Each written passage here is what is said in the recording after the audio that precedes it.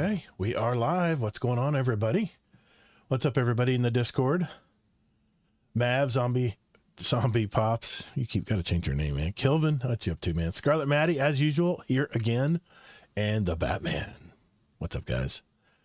Welcome, everybody. Welcome to the show. I think we've got sound good. Let's just double check, make sure everybody can hear. Jellis, can you say a few things? Make sure chat can hear.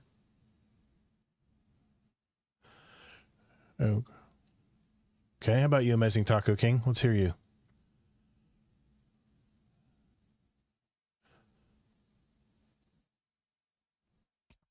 Nice. I love it. And Kingsley.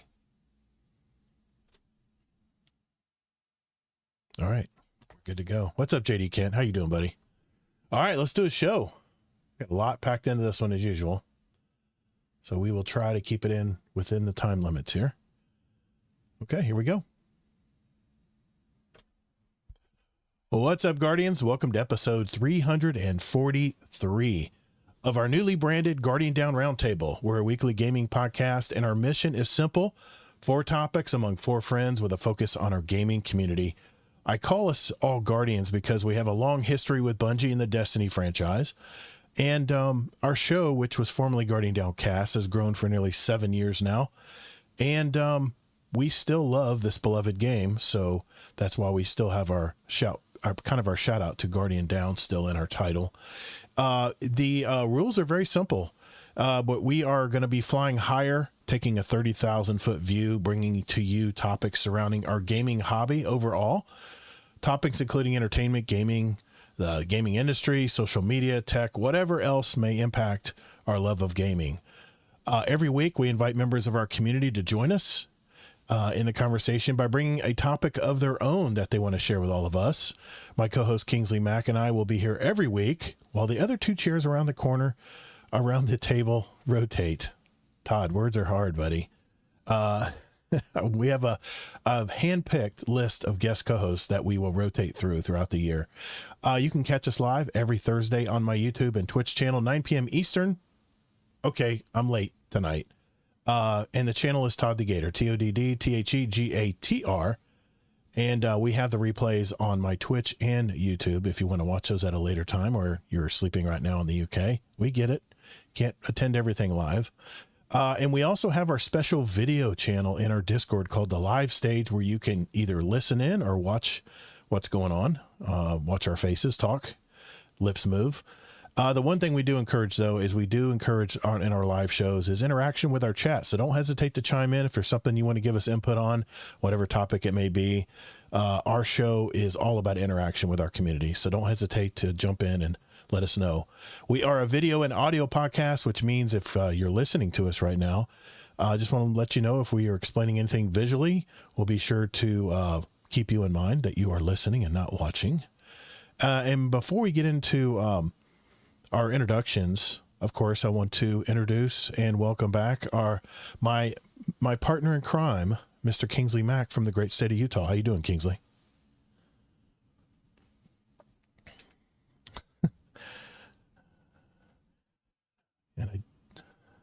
Exactly. I just realized I didn't bring my tea, so I'll have to get that. Oh no! When we break here.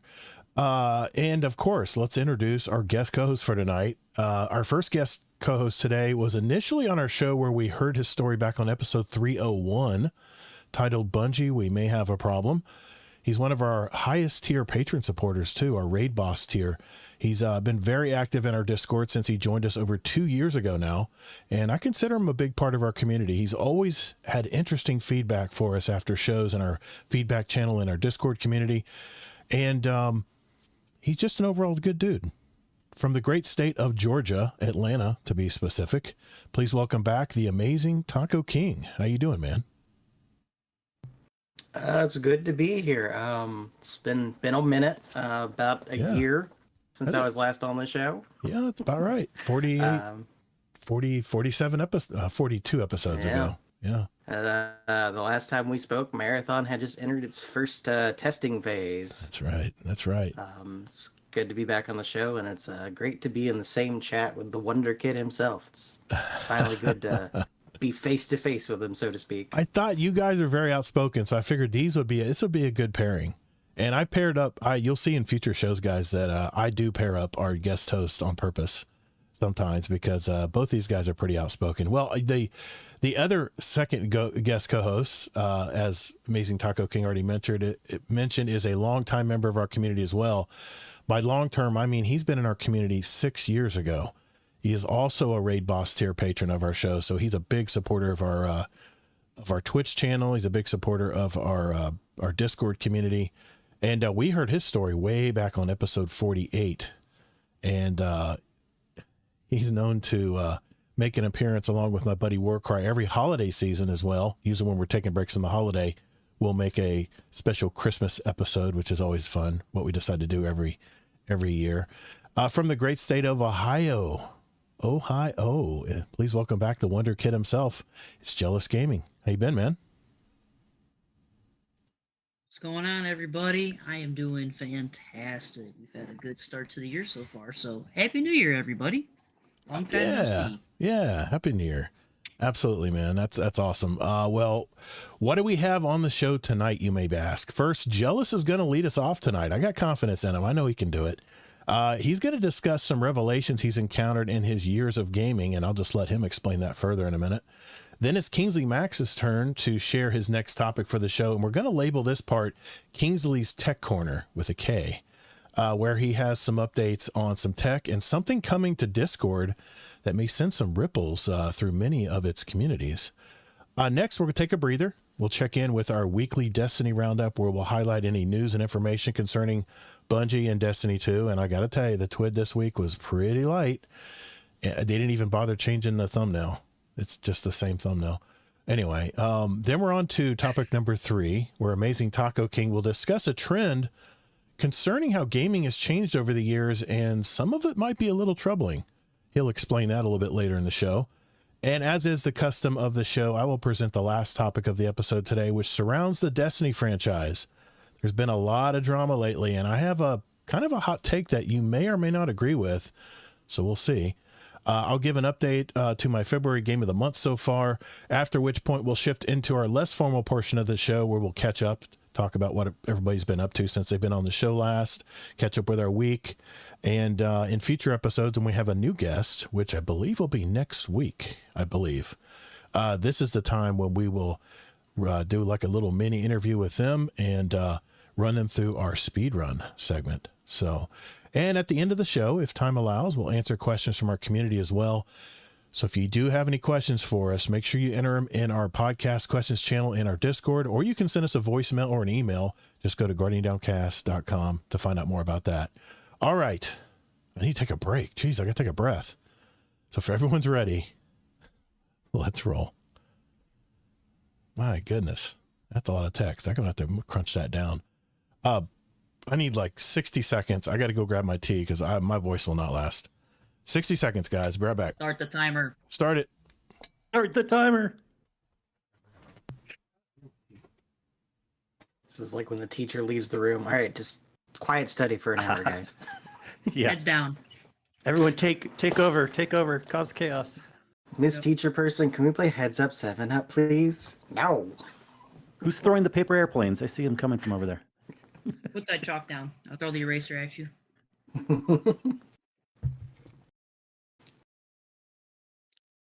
They didn't use chalk after the 80s. I gotta check the Twitch, but as of now, the YouTube is not catching Kingsley and myself. I heard you on YouTube. That is better. Okay. Oh, no, maybe not. It was Twitch I heard you on. Yeah, sorry. Okay. So I was working on Twitch. I didn't confirm YouTube, though. What's so, up? Todd, He was Jellis muted. was claiming that YouTube wasn't picking us all up. I fixed it. I don't know what it is about OBS, but when I make this transition to from starting now to our thing, it automatically mutes the desktop audio. I don't understand why it does that, but it does it every time. And if I don't catch it, I caught it right after Kingsley was talking. So, all right. Well, you ready to do this, Jellis? All right. Yeah, whenever. Here we go. Okay, let's dive into our first topic tonight, and that topic belongs to Jellis Gaming. So what do you have for us tonight, Jellis? So, what is the deal with airline food? No, I'm just kidding. Wait a So, minute, my this is a topic gaming tonight, guys, podcast. is Okay. yeah, you gotta joke around. We can't I just be know. serious the whole time. I got you, man. So, my topic discussion for tonight is making connections with people through video games. Over the years, I have encountered many different people on the job sites. For those of you that do not know, I am a electrical construction worker, so I come across a lot of different kinds of people. Most of them are shut in, so they're quiet. They just do what they're told. Others can be outspoken. But over the course from playing video games, I have encountered some people that have played video games themselves, and a wide variety. People that play RPGs, others that play multiplayer Call of Duties type of games, and I've actually made a lot of connections with these kinds of people. A lot of them ended up not talking to me as much, but through video games, we found a mutual ground and we made a connection. And some cases, I've made friendships out of them. It's really nice when you get to talk to people outside of work because then you get to know them as a person. Many people you'll hear say, "Oh, I don't like this person as a worker," but as a outside person, they're really great to hang out with. Sometimes it could be the other way around. Maybe they're a great worker, but when they're at home, they just want to be by themselves and they're not a social butterfly. So I want to discuss about how when you make connections through video games, it's kind of interesting because you get to know people on a different level. You get to relate with video games. You can turn it around and you guys have something to look forward to after work. Hey man, let's jump on the game and we can de-stress and just talk about anything. How many times during a raid have we've just spoken about how our week's been, or how's our day going? There's other times where someone has, maybe a life scenario and they want to share that with others. Well, this can be like a safe space for them because you're behind a screen, you're not really talking face to face with people, and we have trustworthy people in this community that we can take it as face value. So video games is kind of like another therapy for me personally, and I can see that with others as well. So it's another thing people can connect with outside of work. You guys have anything similar to that? Like, if you noticed via work or any other kind of places in your life that you've made connections with people through video games throughout your life? Man, where do I start? I mean, I remember Hazel and I, after we would raid, we would sit there and talk for hours, just shooting the shit, talking about anything that came up. But man, I mean, raids are the best. Kingsley will probably agree with me here because you're spending at least a couple hours with some people, with five other people in the party, and you really can learn a lot from a person just by running a raid with them. Kind of their temperament, whether they're patient or whether they get frustrated easily. I'm on the ladder camp usually. And it's amazing. Sometimes you'll hear things you don't want to hear, like stuff you hear in the background, because people's mics pick up everything that's going on behind them. But no, man, I've had the deepest of conversations with a lot of people in this community. A lot of guys my age, a lot of guys not my age, where we would, I don't know, man. You're right though. There's a certain veil where you feel safe, where you don't have to worry about. It's kind of weird because when you have a face-to-face meetup, it's so different than you're talking online. It's very different. But when you're online, you just have that little bit of veil of privacy where you can still share personal things about yourself and talk with someone. But most of the time when it's happened to me, Jellis, is usually when the raid is wrapping up and it's just me and another person hanging back and talking after the raid's completed, things like that. I mean, there's been times when I'll be on talking with people, including Kingsley, well after a raid's done and everyone's already, switched to playing something else. So, yeah, very much so, to answer your question. Anybody else? Of course, I agree. Even in a bigger sense, like you were mentioning, like work and stuff, I've not often, other than way earlier in my life, I've not often had like a regular job where I would talk to the same people every day, kind of like Todd. So like I own my own business, so I have somewhat friendships with a lot of different people, but I'm not seeing the same people every day. And there's not really much time to connect in great bonds anyways. So I've always kind of been more like talking to people either through text or voice, getting better friendships that way. I even remember I did a little bit of college in person and I didn't talk to anyone really. And then I started some online schooling, online college, and I talked to those people more than, I mean, sure, it was just text and voice chats, but like I actually got to know them better than when I was sitting in classes in college. And yeah, like you mentioned in the gaming community too, it's just really nice to have these friendships. I mean, I don't have these tendencies, but online chats can help with people that have like autistic tendencies where it's harder for them to talk in person, make eye contact, stuff like that. So I totally get that. There's a lot of reasons why just kind of online is better. In fact, and like I never like to talk about crazy things like religion or politics, but there's even some times we're all one-on-one, not never in a group, but some friends that I have in the Discord talk about some of those things like religion and politics. Even people that have different views and opinions than me, and it's kind of nice to have that friendship and a way to be more chill about discussions rather than like, you know, in person you might feel a little stressed because you don't know how facial expressions or what they might think or things like that. So I really like the topic so far, Jealousy. I think you can have a lot of good friendships, quote, online. There's nothing wrong with that. What about you, Taco? Got any input? Oh yeah, 100% agree with gaming can build relationships and friendships from across anywhere. I mean, how like easily best examples like just the community that we have already here. Like I've never interacted with anyone from the community in person, but there's several people that, they'll say something in Discord and we'll just go on a tangent bouncing off of each other the whole time, and it feels like a really good strong connection and conversation. In my personal life, one of my best friends, I've never met this person before, like in person at all, but we don't talk as much as we used to. But I mean, we have each other's cell phone numbers, emails, Facebook, everything. We chat like no time has passed, even if it's been like 2 years. I'll send a text to her and she'll be like, "Oh, hey, what's up?" And then we'll just start talking about what we did like 2 years ago, or we'll start talking about what we've been into the last few months. And it's just like we never stop talking.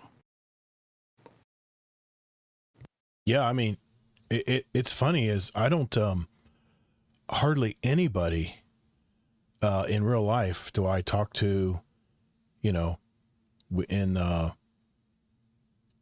online. It's the strangest thing. I just realized I forgot something in the show, but yeah, to add to your point, I know people online much better than people I talk to in real life. And even my clients I've had for 30 years. I have clients I've had for 30 years that I do not know. I mean, I know their family makeup and, their kids are growing up. I grew up with, I watch their kids grow up amongst us, and we'll talk about small and light talk, but that's not normally, you don't normally get into any deeper topics than that. It's just pleasantries, but I don't know what it is about online, but online you can actually open up and talk and get into some rabbit holes really, on conversations and stuff. So yeah, Jellis, good topic, man. I think it's a good thing to talk about every now and then. I don't think we realize how good we got it, being online. We have a little bit of a leg up on people who don't experience things online, if you know what I mean. Oh yeah, for real.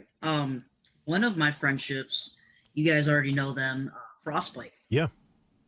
So Frostbite and I went to the same college. We did the same program, but he was a couple of years behind me. And at we had a school night where they had all the classes joined together so you could meet your upperclassmen, your lowerclassmen, all that. And I overheard him talking about Destiny to one of his pals at the time. I was like, "Oh, hey," I'm like, "You play Destiny?" He's like, yeah, I do. So I was like, "Hey, I play Destiny myself. I play Warlock," and then it just snowballed from there. And here we are. We're still friends. We play the game every now and then, and we don't necessarily play Destiny. We'll play other stuff. We try to hang out in person a couple times, but the distance is a little bit of a struggle. But that friendship's been going on for 5 years now, and you Yeah. you blink and it's just that time has passed, but it can all come back to one simple conversation about, oh, hey, do you play video games? And that it's amazing at how far a friendship can truly stem just from something simple. Those friendships to me are like the best because it didn't take much to start, so there wasn't much effort, and everything just kind of went flawless from there. It's all smooth, and Yeah. you always have connections with something, and you find out that you have more in common than you realize. How is Frost, by the way? I know he's been busy probably in work and jobs and stuff, but I haven't talked to him in a while. Is he doing okay? As far as you know? Yes, he's doing very well. Okay. Yes, last year he graduated, Mhm. he got the bachelor's degree, and now he's working out in the field, so he's doing very well. Awesome. We'll need to talk to him down the road for sure, man. Need to reach out, I guess. And that's another thing. The thing I know this is terrible to admit, but I don't call my mom every week. I know a lot of people will call their mom, want to talk to their mom and check in and see how they're doing and stuff. And my parents have had RSV, and my sister went out of town, and my sister's like, hey, just check in on them, make sure they're okay. RSV can last 6 weeks. It's just a nasty flu, nasty virus. And they've been struggling. My dad's lost his voice. I mean, it's really gotten bad. But the thing is I can send a text and just say, hey, Mom, how's things going this morning? You okay? Yeah, we just went to the doctor. What would the doctor say? And it's so easy to do that when we're so busy. But what people don't realize is DMs are just as good, or if not better, than just texting someone. And this way you don't have to know their personal phone number either. You can still text people in your community. Just check in, see how they're doing, which I got to give a shout out to Mr. Admiral Nips. This is so funny. They talked about it last week, so I can mention it. He works for a company that, let's just say he works for a company that checks your poop to see if you have colon cancer, or at least the markers, that you might need to get it checked. My wife did it, by the way, and she tested positive and she got checked out and everything's fine. But they started with this new test where they can actually find markers for if you have cancer in your body or something starting. And he actually tested positive, and he had a very rare form of cancer that they caught so early because of this test that they gave him to the employees. It's a $600 test, blood test, I think. And because they gave it to all the employees and they'd have to pay for it, he found out so early that he had a very rare form of cancer, and they're attacking it right now. And Admiral Nips, if you're listening, man, our heart goes out to you, man. I'm with you, man. Anything you ever need, we're thinking of you. I'm always thinking of you every week, man. So non-homo. Okay. But you know what I'm saying is I don't, it's the kind of thing where you just don't know, man, when things change up, things change in your life. And as we get older, it's so much more frequent that your friends have issues, so anything else anybody wants to add? I don't want to dominate this conversation. What do you guys, anything else? Pen pals. I'm good. Remember pen pals, JD Kent? Pen pals. Oh my gosh, I never did that, but I did. Had friends that did. Yeah, it was pretty cool. I was talking to someone in Thailand, I think, when I was in high school. It's really weird. But okay, thanks, Jellis. Appreciate it, man. That's a good, nice, light topic to open up with.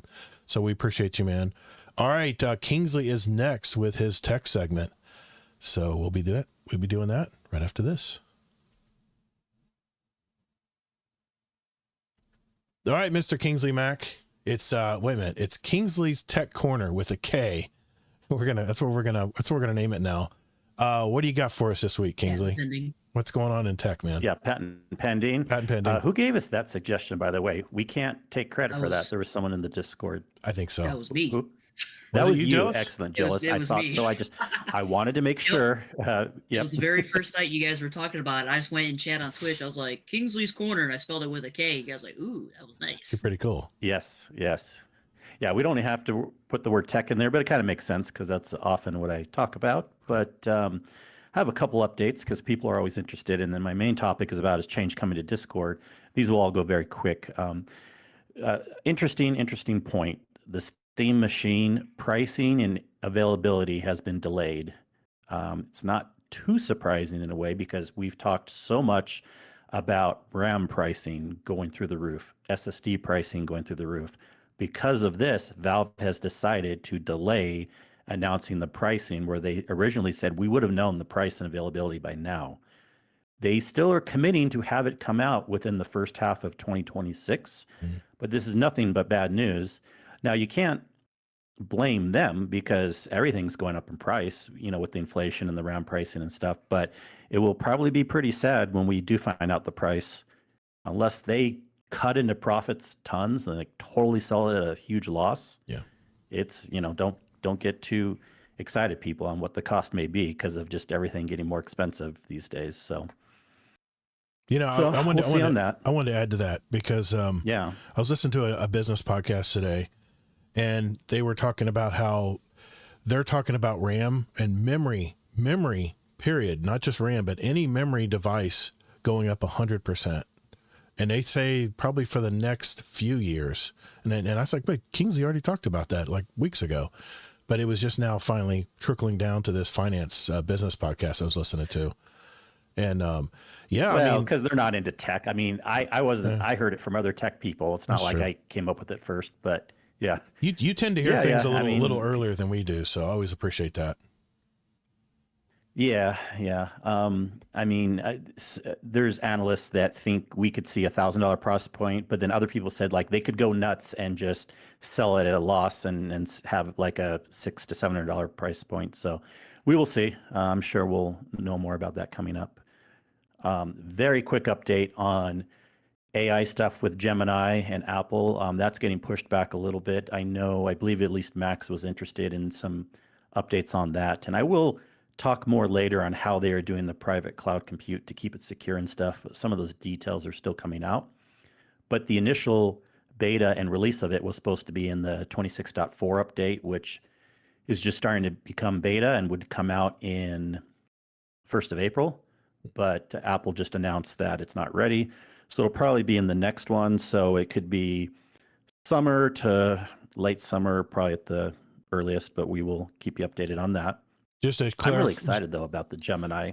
Yeah, just to clarify that's where Apple AI. That's where they're going to fully integrate Gemini into the Siri part of the phone. Well, I don't know what you mean by fully integrate, and we don't even know all the details yet. But yes, Gemini will be a type of AI. See, it's not even necessarily replacing Siri. We don't know all the details yet, but what can happen is like you say things to Siri, and then Siri just passes it to a Gemini private cloud compute of using the Google models, and Apple would have it on private servers. They have a partnership going on, so it'll be very secure. So no data is going, they're not training on your data. But basically, yes, some kind of integration in the phones. Details, patent pending, we will find out. But yeah, Gemini would be Apple's preferred AI partner. Yeah, it's ridiculous right now because I'll ask Siri something, and she goes, "Do you want me to check GPT for that?" I'm like, "Duh."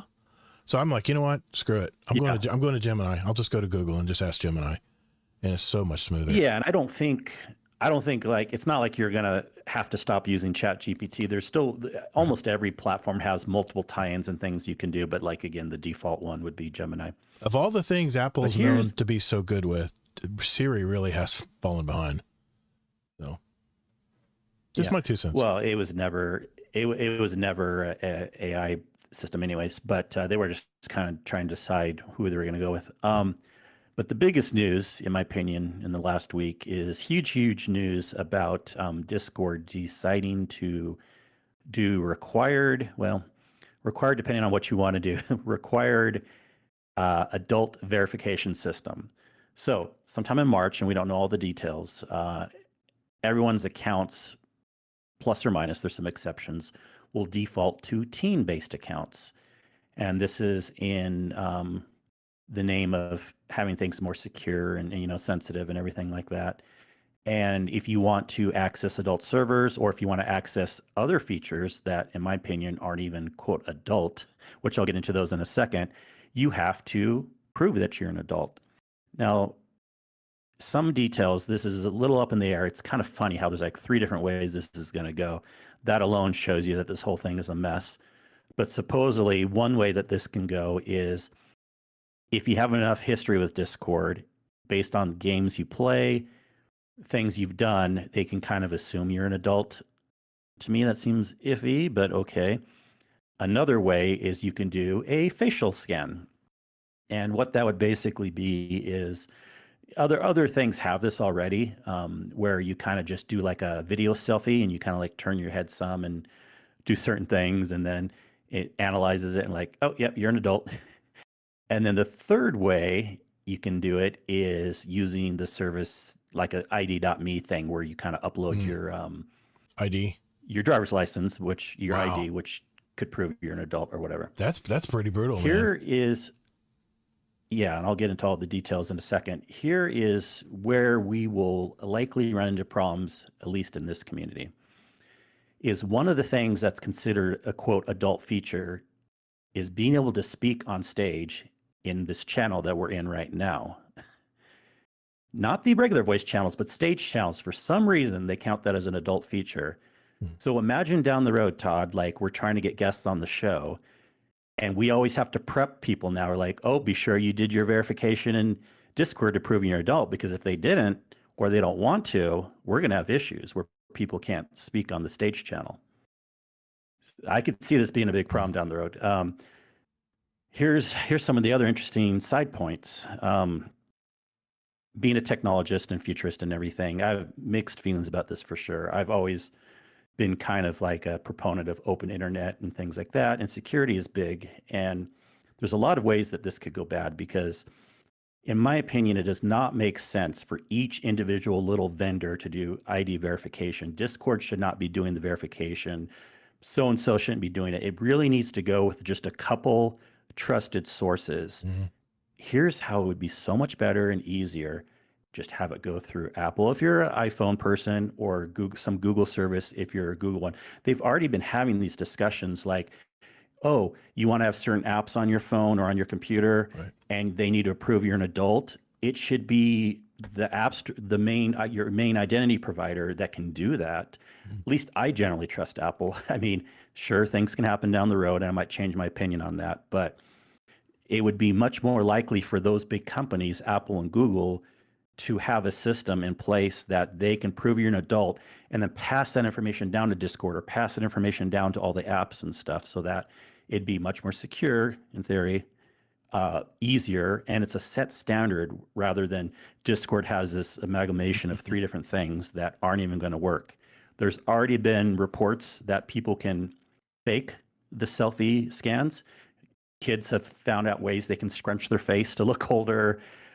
They even admit in the tech briefing that it's within a 1.5 year accuracy. So if you're trying to prove you're like 18, but let's say you're actually a 17-year-old or a 16-year-old, you could still pass as an 18-year-old, but you're not really. So you could still be getting into trouble with stuff or with adults and stuff. So It's true. that's not great there.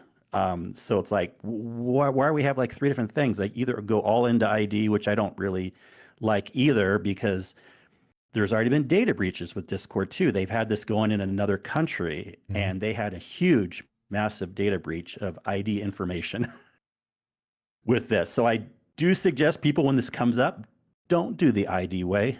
If anything, do the facial scan, do the hope that they'll just mark you as an adult as it is. One last point, and I want to think what you guys, see what you're saying, but I wish this could be more of an opt-in. Obviously, if you have an adult-based server for adult stuff in it, then yeah, you got to prove you're an adult to get into that server. But for servers that aren't doing adult stuff, this isn't going to help anything, because if someone accidentally posts an adult image in the channel, it could still be there for a split second or a little bit of time, no matter if you've marked yourself as an adult or not. So that's not going to help that.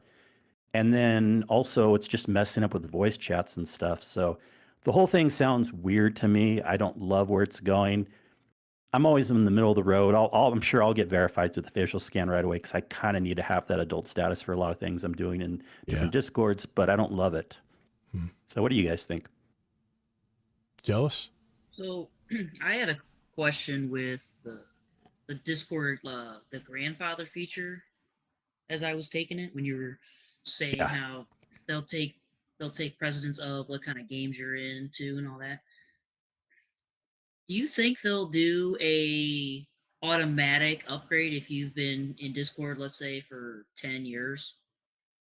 Because Yeah. if you've been in Discord for 10 years, to me, I don't see anyone below the age of 8 in a Discord, like starting in a Discord. Now I could be wrong. You have games like Roblox and Minecraft that are, kid friendly, so maybe there's Discord servers for that. But I generally don't see anyone younger than 8 years old in Discord. So then after 10 years for them, they would be 18 at that point, and then if you join when you're older, 10 years down the road, then you're automatically old enough. So do you Yeah, think that they're makes going to look at it sense. like that? If like they just choose, hey, if you're just a member for such and such years, you're automatically just going to become, an adult per se. Probably, but it's still not proving anything. It's just kind of like No. how adults can buy alcohol for kids. Well, if someone really wanted to, a kid could use an adult's account that they didn't care to use anymore. I could see even a whole little black market of like kids paying adults to do the facial scan to prove, you know what I mean? Like that sounds a little Right. absurd, but you never know. It could happen. But yeah, just to get back to your question, I mean, I would probably be one of those accounts because I've had Discord forever. Obviously, I'm an older adult, so I hope I don't even have to do the facial scan. But yeah, that's to be determined for sure. Yeah, I was wondering like if that would be something that could be a possibility, but I agree. Like some servers, I think it should be on the, I don't know how you want to say it. The people that created the community itself should be invite only kind of. So when somebody wants to join, the leaders of that community have to do that process and look at that account and at that point see who wants in or not. And let's say there's bad servers out there where people are just letting anybody in. At that point, then to me it falls on the people that are supposed to be in charge of the users then joining those inappropriate servers at that point. Yeah, shut them down if they're not checking for kids in some good way. Like Correct. make it Yes. required for them to have some kind of age verification. But like, I'm really concerned that I don't know why stage channels is a. Because I guess you could say, well, we don't want kids talking with See, adults and crazy things, but why just the stage channel? it's Why not privacy. all the audio channels? Right. Well, I think it's Because they're because only doing there's it for the stage channel. pictures, because there's video. That's probably why. Well, you don't have to. No. I see what you're saying. Right, Yeah, like right because the now, fact Kingsley's not having a camera on, so Yeah. he's just Yeah. He's he can shy. just be But chatting like this the yeah, whole time. because you can do video. I guess that's why. Yeah. Yeah. We are an 18 plus server. And I think what we're going to do in the future, Kingsley, is probably there's an onboarding feature since we are a community server now in Discord. But there's an onboarding process we can put through everyone that joins us. Of course, after people have already joined, they don't have to go through that process. But I think I want to work with you on this because I've really been wanting to work on our onboarding, just so people don't get stunned by all the channels that stare at them in the face. I know, shout out to Native Raider with his Power World podcast. His server is really, when I first joined his server, I had to go through his onboarding program. Man, it was so smooth. And I think that's the way we're going to do things in the future. And that's probably where the age verification thing will come in once they get it where they can, where it's not such a mess. Maybe it's not in the onboarding right now, though. What you're It's thinking not. is a totally different thing. Yeah, I know. Yeah, I know. so What's up, I Flabber hope Worm? they add that too, where we Yeah. can say people can't even be in the. Yeah, I hope they do actually add a feature where it's like people cannot be in the server unless they've verified. But then again, Yeah. you might have some people that will refuse to verify, some high profile people that we know and like. And then what are we going to do? I guess we're going to have to kick them out. So it's going to be a big discussion. So back in the day, if we had a lot of our members who brought their kids in, their teenage kids that were like 15, 16 years old, and we gave exceptions because, they wanted to game with their parents. I don't know why, but most kids today don't want anything to do with us. But, they love Destiny and they wanted to play Destiny with their dad, with the group of people. The only problem that presented is a lot of these groups that play, especially later at night, tend to get a little R-rated. And I always worry about kids listening to that. But then you figure, well, kids probably aren't going to be up that late anyway. Maybe there's an after hours time, but that we rely on our own community to police that stuff. And, there's also the fact that any moderators in our Discord, because we're a community Discord community, they have to go through stringent 2-factor authentication, and I guess they've had nightmares where people have hacked servers and stuff. So I don't know. I think as Discord gets more popular, Kingsley, I think things are going to become more stringent, and it's going to become more mainstream way people get together. And I know there's other methods of doing live podcasts like this, like StreamYard, and there's others out there too that really love it. But I really think Discord really offers a lot for what, we don't pay anything really, but we boost the server to get extra benefits in it. But I don't know, man. I mean, didn't Amazing Taco King throw a article out there about how it's already having some backlash, some issues with it? Like it's having issues with other communities. Is that true? Or I haven't looked at I just perused the article on it, but yeah, I'm curious. That was actually an article that I got a lot of my information from too, but I don't know if you have anything else to add on there, Taco. Taco, you got anything? I mean, from that article, I mostly skimmed it. I didn't go into too much detail on it because it's stuff that me and my friends, we have our own Discord that we talk in all the time. And the guy who basically made it, he's been one of my best friends for years.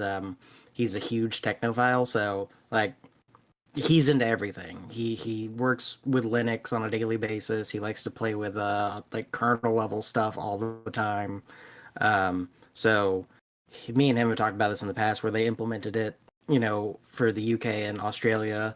And that article goes into detail on it, but the main highlight that I read from it too is I think it was 2024 is what they said. The year might be off, but 70,000 government issued IDs were hacked by an outside group of hackers, and they were in talks with Discord to try and have a ransom scam. Discord has had issues with stuff like that where they've had data breaches, and their defense at the time was, well, we relied on this third-party company to be more protective of their data. We were wrong. We're sorry. Yeah, that's and then yeah, go ahead. No, I mean that's what Kingsley was alluding to, how they need to have one or two services that oversee it all, but there again it's a problem. Yeah. Yeah. And then further in that article, they source like some Reddit posts and some threads that they have in there that the author of the article updated and put into the conversation there. Is like one person was skimming through the service they're going to be using for this, which is I think KID Technologies is what the company's called. And it was saying like in their privacy policies, they were basically like, well, we don't save your data. We hand it off to someone else. Great. And we're not sure what they do with that data, but we hand it to them for verification. So it's like, all right, so Discord's giving our data to one party who in turn is giving it to another party who may or may not be continuing it down the line to another party. It ends up So in there's Russia. like 4 forms of like security you need to figure out there for just one verification process. Then you get that weird that's text so in the not middle of the great. night from a Russian prince who needs your money. Well, it's worse than that if they get your ID Yeah. information. Oh, I Boy, know. I just wish Scary. like we could have something through Apple and Google, if you trust them or not, that could then just say, okay, yes, we approve that you're an adult. So I don't want, Yeah. I at least feel a little bit better with that than Discord, the way they're trying to do it. Right. I mean, so I have a more cynical take on that because I mean it's very thinly veiled that, oh, it's for the kids' protection. But the kids' protection comes from the fact that it's like you have, I mean, and it's not everyone. It's a general statement. So there's where the cynicism mostly comes in. You just have negligent people out there just like, oh, Timmy wants to go play on the computer? Yeah, sure, do whatever you want. I'm over here working on my project for the week or whatever I'm doing. And then it's like, now it's the company's priority to raise someone else's child because why teach them proper etiquette on technology, which is I grew up and I was born in the 90s. I don't sound like it, I don't look like it, I look like I probably go to high school the next day, but I grew up in the literal turn of the century and the turning point of technology where it's like we went from literally in the course of 15 years, 8 tracks, cassettes, CDs, DVDs, Blu-ray, microprocessors. So it was like, you had to learn, it was literally part of like state curriculum and federal curriculum, like, here is how to properly interact with the internet. Everything is forever. Don't do something that can haunt you. Don't give out personal data. Don't do this. And that's just developed over time, where now we're in the age of information, or in some cases, the age of ignorance in certain circles. But like, you have two-factor authentication for almost everything now, and people still have to make multiple accounts because, oh, I forgot my authentication password, or I lost my authentication key the other day to, Authenticator app. I don't know what to do. It's like, you don't have a backup for any of this. This is like common knowledge from 20 years ago now. I think that would be a good topic for a future topic, Kingsley, is security protocols.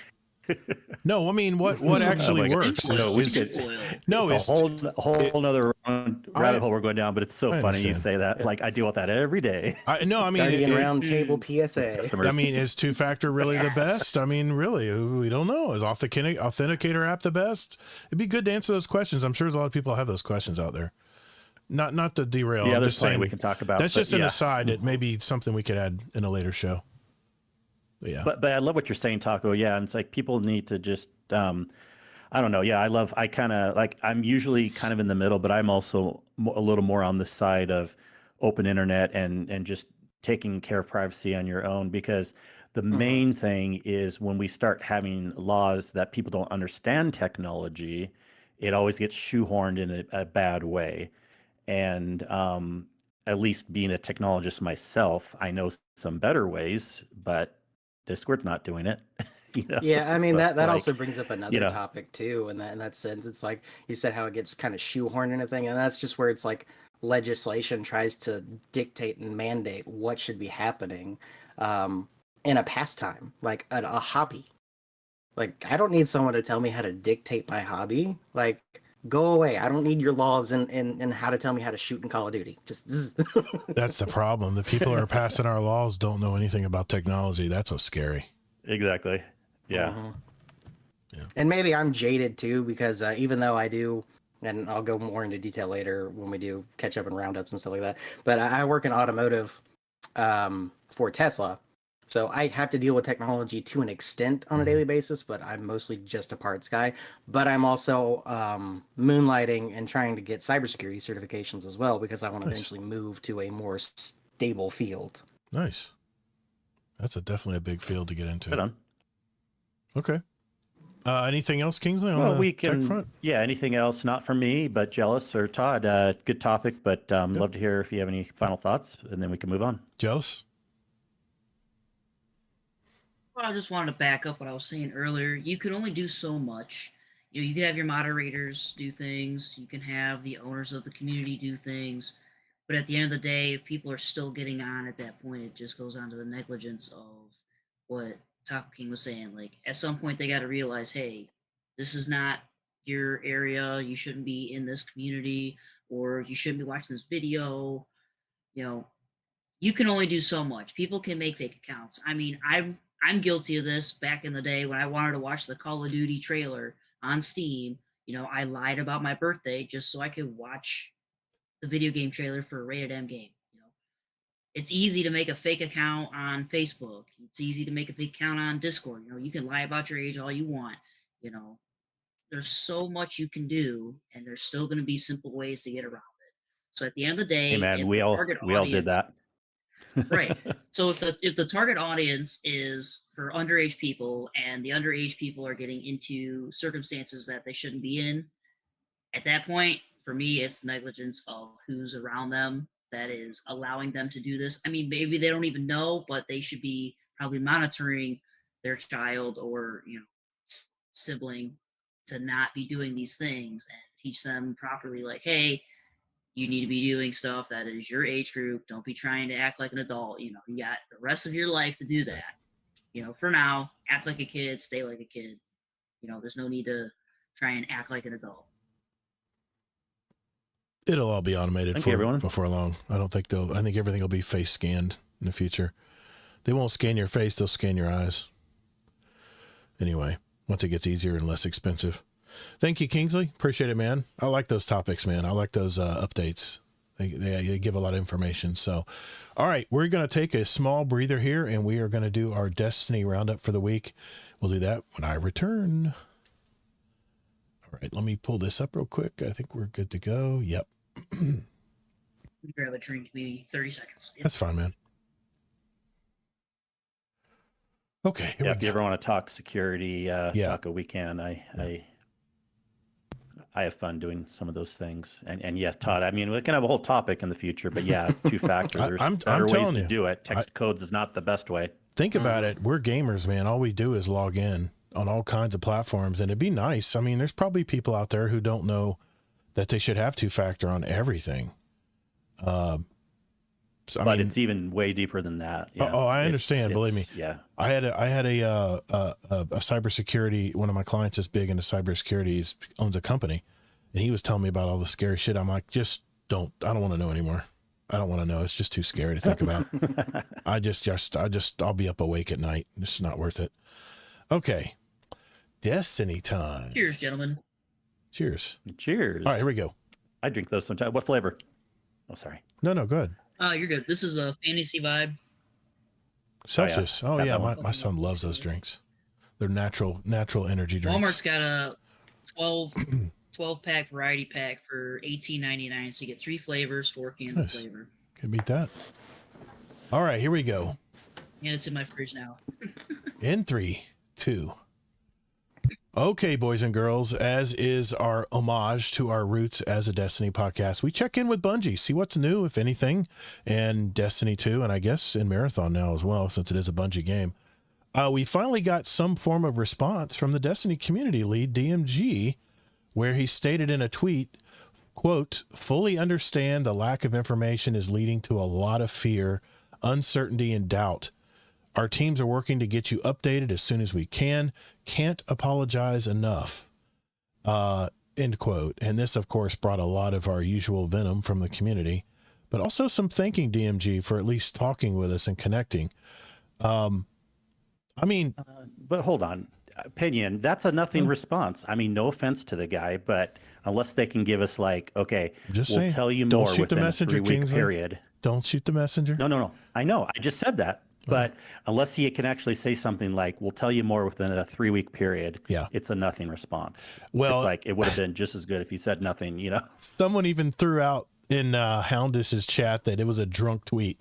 I'm like, okay, whatever. We can't verify that he was drunk when he sent that. You know, he's the community manager. I'm sure it's worrying him. He gets all the heat, man. But this tweet can be summarized in an email. Yeah, really. Exactly. Yes. Exactly. One thing I did find out this week, though, is Sony has adjusted its sales expectations for Bungie due to less player engagement in Destiny 2 game. And the Marathon pre-orders have been at the top of the sales charts for PlayStation and Steam. In fact, they topped out at number 2 at one point. I'm surprised pre-orders have been that strong. I got to be honest. Maybe this is due to, Bungie's magic of their latest trailers, and they talk about the different shells and stuff. I mean, I'm not even really into the game, and it got me excited. But yeah, so Sony is adjusting its expectations a bit. They did devalue it already, technically, so that it makes sense that they follow suit and maybe not hold Bungie's feet to the fire so much, especially with Destiny 2, being it is an 11-year-old game now. So, but this week in Destiny, oh boy, another information-packed TWAB this week. I did want to mention that, they did the time trials with using a sword, a glaive, and a bow, and there was an emblem to get. Well, they're doing it again. They're going to do it. They call it the Praxic Time Trials. It starts next week. And all you have to do is just have a Praxic blade equipped. You can never unequip it. You can't switch it out. But there's a really, really nice emblem here. But here's the catch. You have to run through the Equilibrium raid in under 20 minutes. That ain't going to be me. Oh, the dungeon, not a raid. I'm sorry, the dungeon, the Equilibrium dungeon. Sorry, I always think those are one and the same. 20-minute time limit. They recommend 3 players. No shit. We would like to see duos and solos complete this, though. The only thing about the loadout restriction is you just have to have the Praxic blade equipped at all times, and I'm sure that the UI or whatever, the API will tell them if you take it off or switch it out. You can use Eager Edge. You can use any form of ability skating, rocket jumping with micro missile framed grenade launchers is allowed. What is not allowed? Unequipping the Praxic Blade from its weapon slot and skipping ahead or passing any dungeon encounters without completing it. And all 3 fire team members must be in the same area when the encounter is completed. And they're saying if you can upload it, if you want to upload your video to Twitter, Instagram, TikTok, or YouTube, just use the hashtag Praxic Time Trials. That's all capital P, T, and T. And be sure to include full results tab from the scoreboard in your clip and the Bungie ID with the numbers of your fire team's members to in the post. And they'll have another emblem you can earn there. Valentine's is here. So they gave us a little gift pack in Eververse. I don't know if you guys have already got it or not, but you get a Sunshot ornament, you get an Amour Dance emote, and you get 2 shaders, Crimson Passion and Crimson Valor, which I believe I already have those. So there is that. This was kind of interesting, though. They have something they're offering Twitch streamers called the Rogue Signal Overlay. And listen to this. They've partnered with Get Wrecked, which does a lot of overlays for like OBS and stuff. What I'm doing tonight, what I have here, that's all an overlay. I put it together. You can use this overlay, and they have a dashboard. They have a dashboard link if you want to click it. And you can use pre-existing challenges or come up with your own challenges to complete on your stream. And what it is, when you start the Rogue Signal activity on your dashboard, a poll will be triggered, choosing 4 challenges at random from a bucket of challenges, allowing your viewers to vote on the challenge that you take. Polls will be manually triggered when you're ready to go, with voting and challenges all automated by the GetRec system. Completion of challenges will add resources to the progress meter, and failure will result in 0 progress. So throughout the stream, you or your chat mods will take on a role of Dredge and Bale, triggering a Barrent Imperium invasion on your stream. Their goal is to steal resources from you, but your audience will be tasked with fighting back. A visual cue will show on the stream invasion that it's happening with a progress bar, and your audience must hit an engagement goal by using the Praxic Fire emotes to repel the attack back. If the community challenge is successfully completed, no resources will be removed. If it fails, resources will be taken away from the progress bar. On filling the resource bar completely, the overall goal will be completed. And they have a full instructions on how to put it together. There's even a tutorial video that they have. There's 2 links in the This Week in Destiny, if you want to look at that. New player guide. They've added the enemies and allies. They added another paragraph, Kingsley, to the new player guide. But here's the thing, man. We've been knocking this new player guide for a while now, and I want to share it live tonight, just so you know what it looks like. It's actually not bad. I was really looking it over here, and it's not really bad. If you're a new member, I'm gonna put it on the screen here. If you are a, but it's bad that it's not in the game. Well, if you No one wants to go to a website.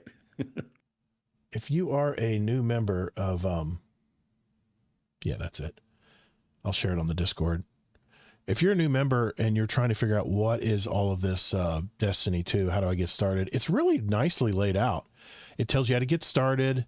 Then you move down here, how to install the game, how to make a Bungie.net account, which is, these are things you got to do. It tells you how to pick your class, what the classes all do. And you can click well, no, you can't. Okay. I thought you could click those, but no. You can choose your look. It just basically holds your hand as you go through this. And you have a table of contents here where, okay, well, that's not a whole lot. That's actually not a whole lot of stuff, but there's related articles you can grab here, like what is the tower? Available content, expansions, seasons, and more, navigating the menu screen, your Guardian subclasses, abilities and gear, understanding the director, the world screen. And then there's a path for new players. And then they just added number 8, enemies and allies. So I just wanted to show you that. I know we talk about it every week, but I figured, you know what? Let's at least show everyone what it's about this week. So, other than that, So we can be done talking about it. yeah, we're done talking about it. Graphs forever. We're done talking about it. Week after week after. Bungie has made adjustments to Bungie name requirement. So make sure you look this over. There's some new rules now. I guess there's been some naughty people in the Bungie community that have put some naughty Bungie names out there. So they're making this change on February 17th, which is in a few days. So look at the new updates on the TWID to see what you need to have in place if they give you that Guardian number, blah, blah, blah, and take your name off. Trials of Osiris returns. They have the hand cannon back this week, and that is it for Destiny this week. Another nothing burger of a TWID, really. But, I mean, what are you going to do? I mean, it's basically the same. I was just putting in our private chat that it's the question mark week of a nothing TWAB. And I think we're going on week 5, I think, Kingsley. Week 5 of nothing in the TWID. So it is what it is. Any comments from anybody on anything I talked about Destiny-wise there? Anybody want to comment on any part of that? Okay. I might try to do that trial run. Go for it, man. 20 minutes. I'm not that good. I can't do it in 20 minutes. I mean, I just looked at it. The difficulty is only in normal mode with no feats active. And I already rocked the proxy blade. Yep. My fastest time is, I think, like 29 minutes. I'm right there. All right. If anybody can do it, you could probably do it.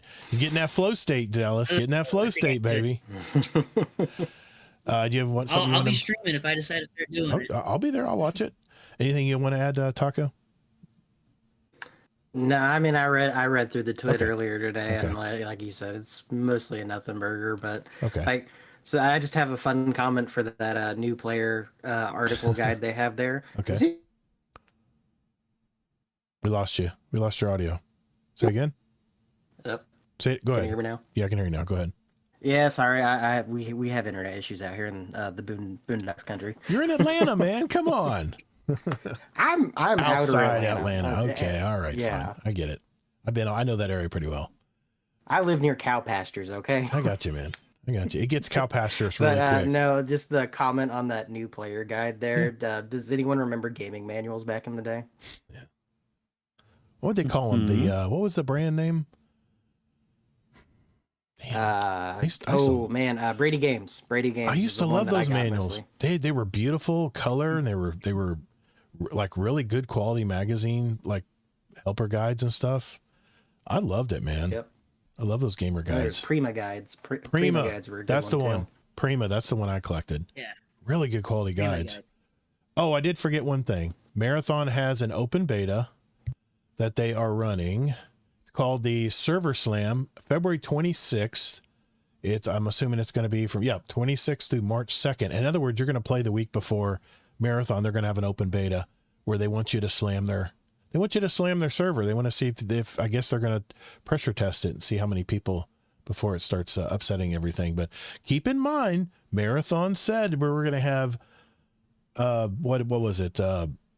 Independent servers or not peer-to-peer. What's the other thing that's not peer-to-peer? And dedicated servers. Dedicated servers. So we're going to find out if it is actually dedicated. My money is on they're still using the same peer-to-peer system. No, they were not. Okay. They probably even get in trouble with some like legal stuff if they're not. And also dedicated versus non-dedicated has nothing to do with if they get slammed or not. You still have to have servers. Yeah. But a dedicated server means that you're not sharing the instance and it's passing along to other users too. Yeah. So in fact, dedicated servers, it's more likely to get slammed, but if they have enough of the servers, then we'll be fine. Scarlet Maddie also mentioned Marathon does have an ARG going on right now. Barely anyone pays attention to that though. So, some people like that stuff. Too bad it's not Destiny, right? Anyway, I just want to mention that before it's doing really well in China, supposedly. Like, that's what I huge heard. Excitement coming out of China. They did a play test over in China, and people were really excited. They looked like everyone was enjoying it. So, we'll see. We'll see how it goes. Okay, let's get on to our next topic. That is going to be Mr. Amazing Taco King. We'll do that right after this. All right, I just need to reset here real quick. All right, you ready, man? Ready to do this? Sure. All right, here we go. Let's roll. 3, 2. All right. Now that we're all caught up with Destiny this week, I'll turn it over to Amazing Taco King for our third topic of the night. What do you got for us, man?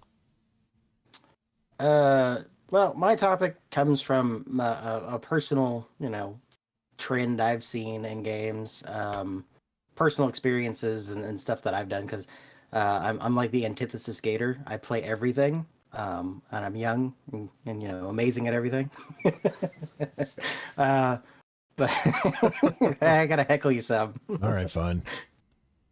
But like my main background from gaming has always been RPGs of some kind, whether that's action RPGs like Diablo, Path of Exile, Titan Quest from back in the day. The second one's actually still being developed, and I got into the early access on that to see what it's about, and it's shaping up pretty good.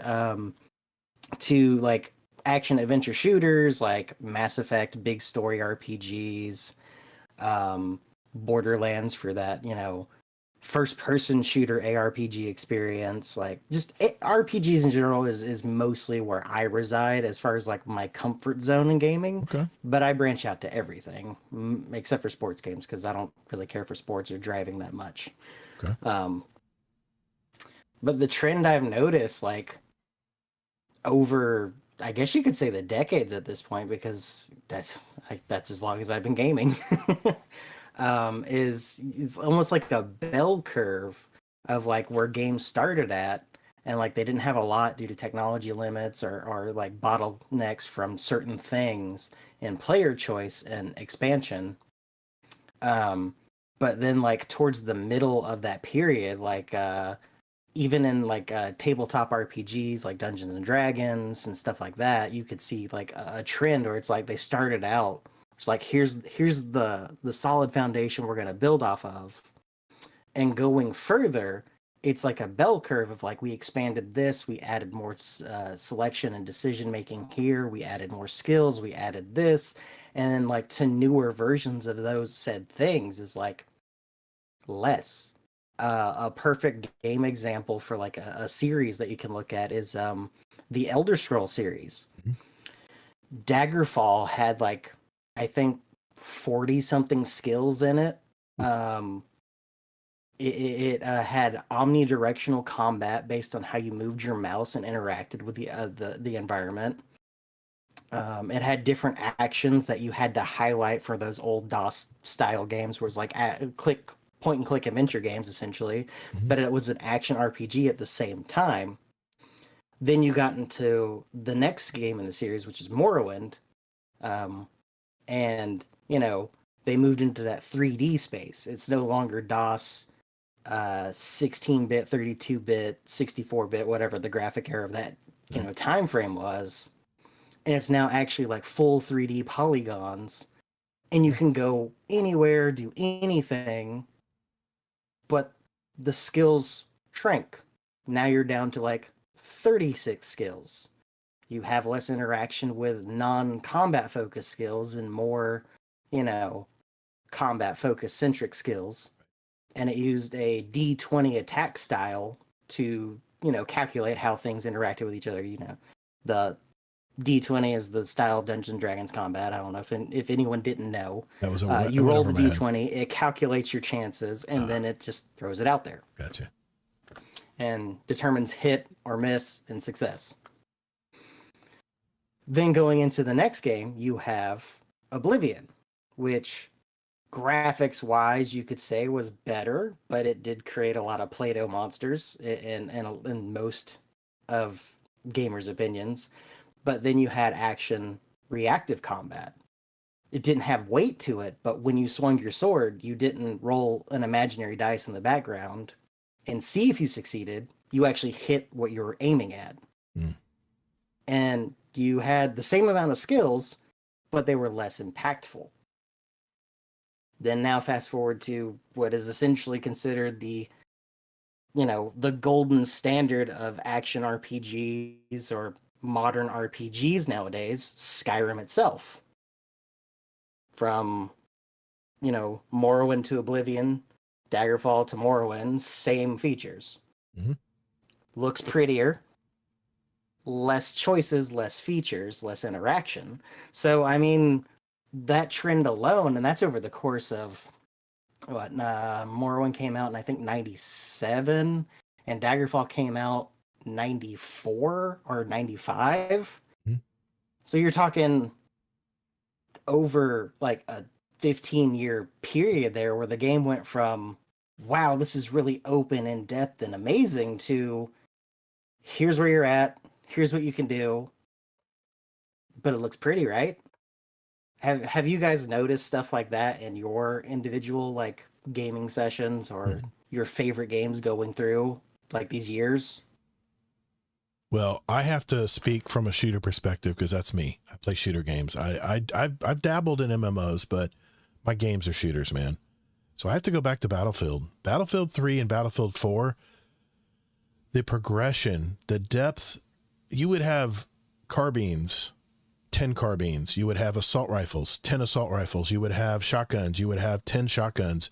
Every weapon class, you would have 10 guns. All you would unlock as you rank up your rank, right? It'd become closer to 100.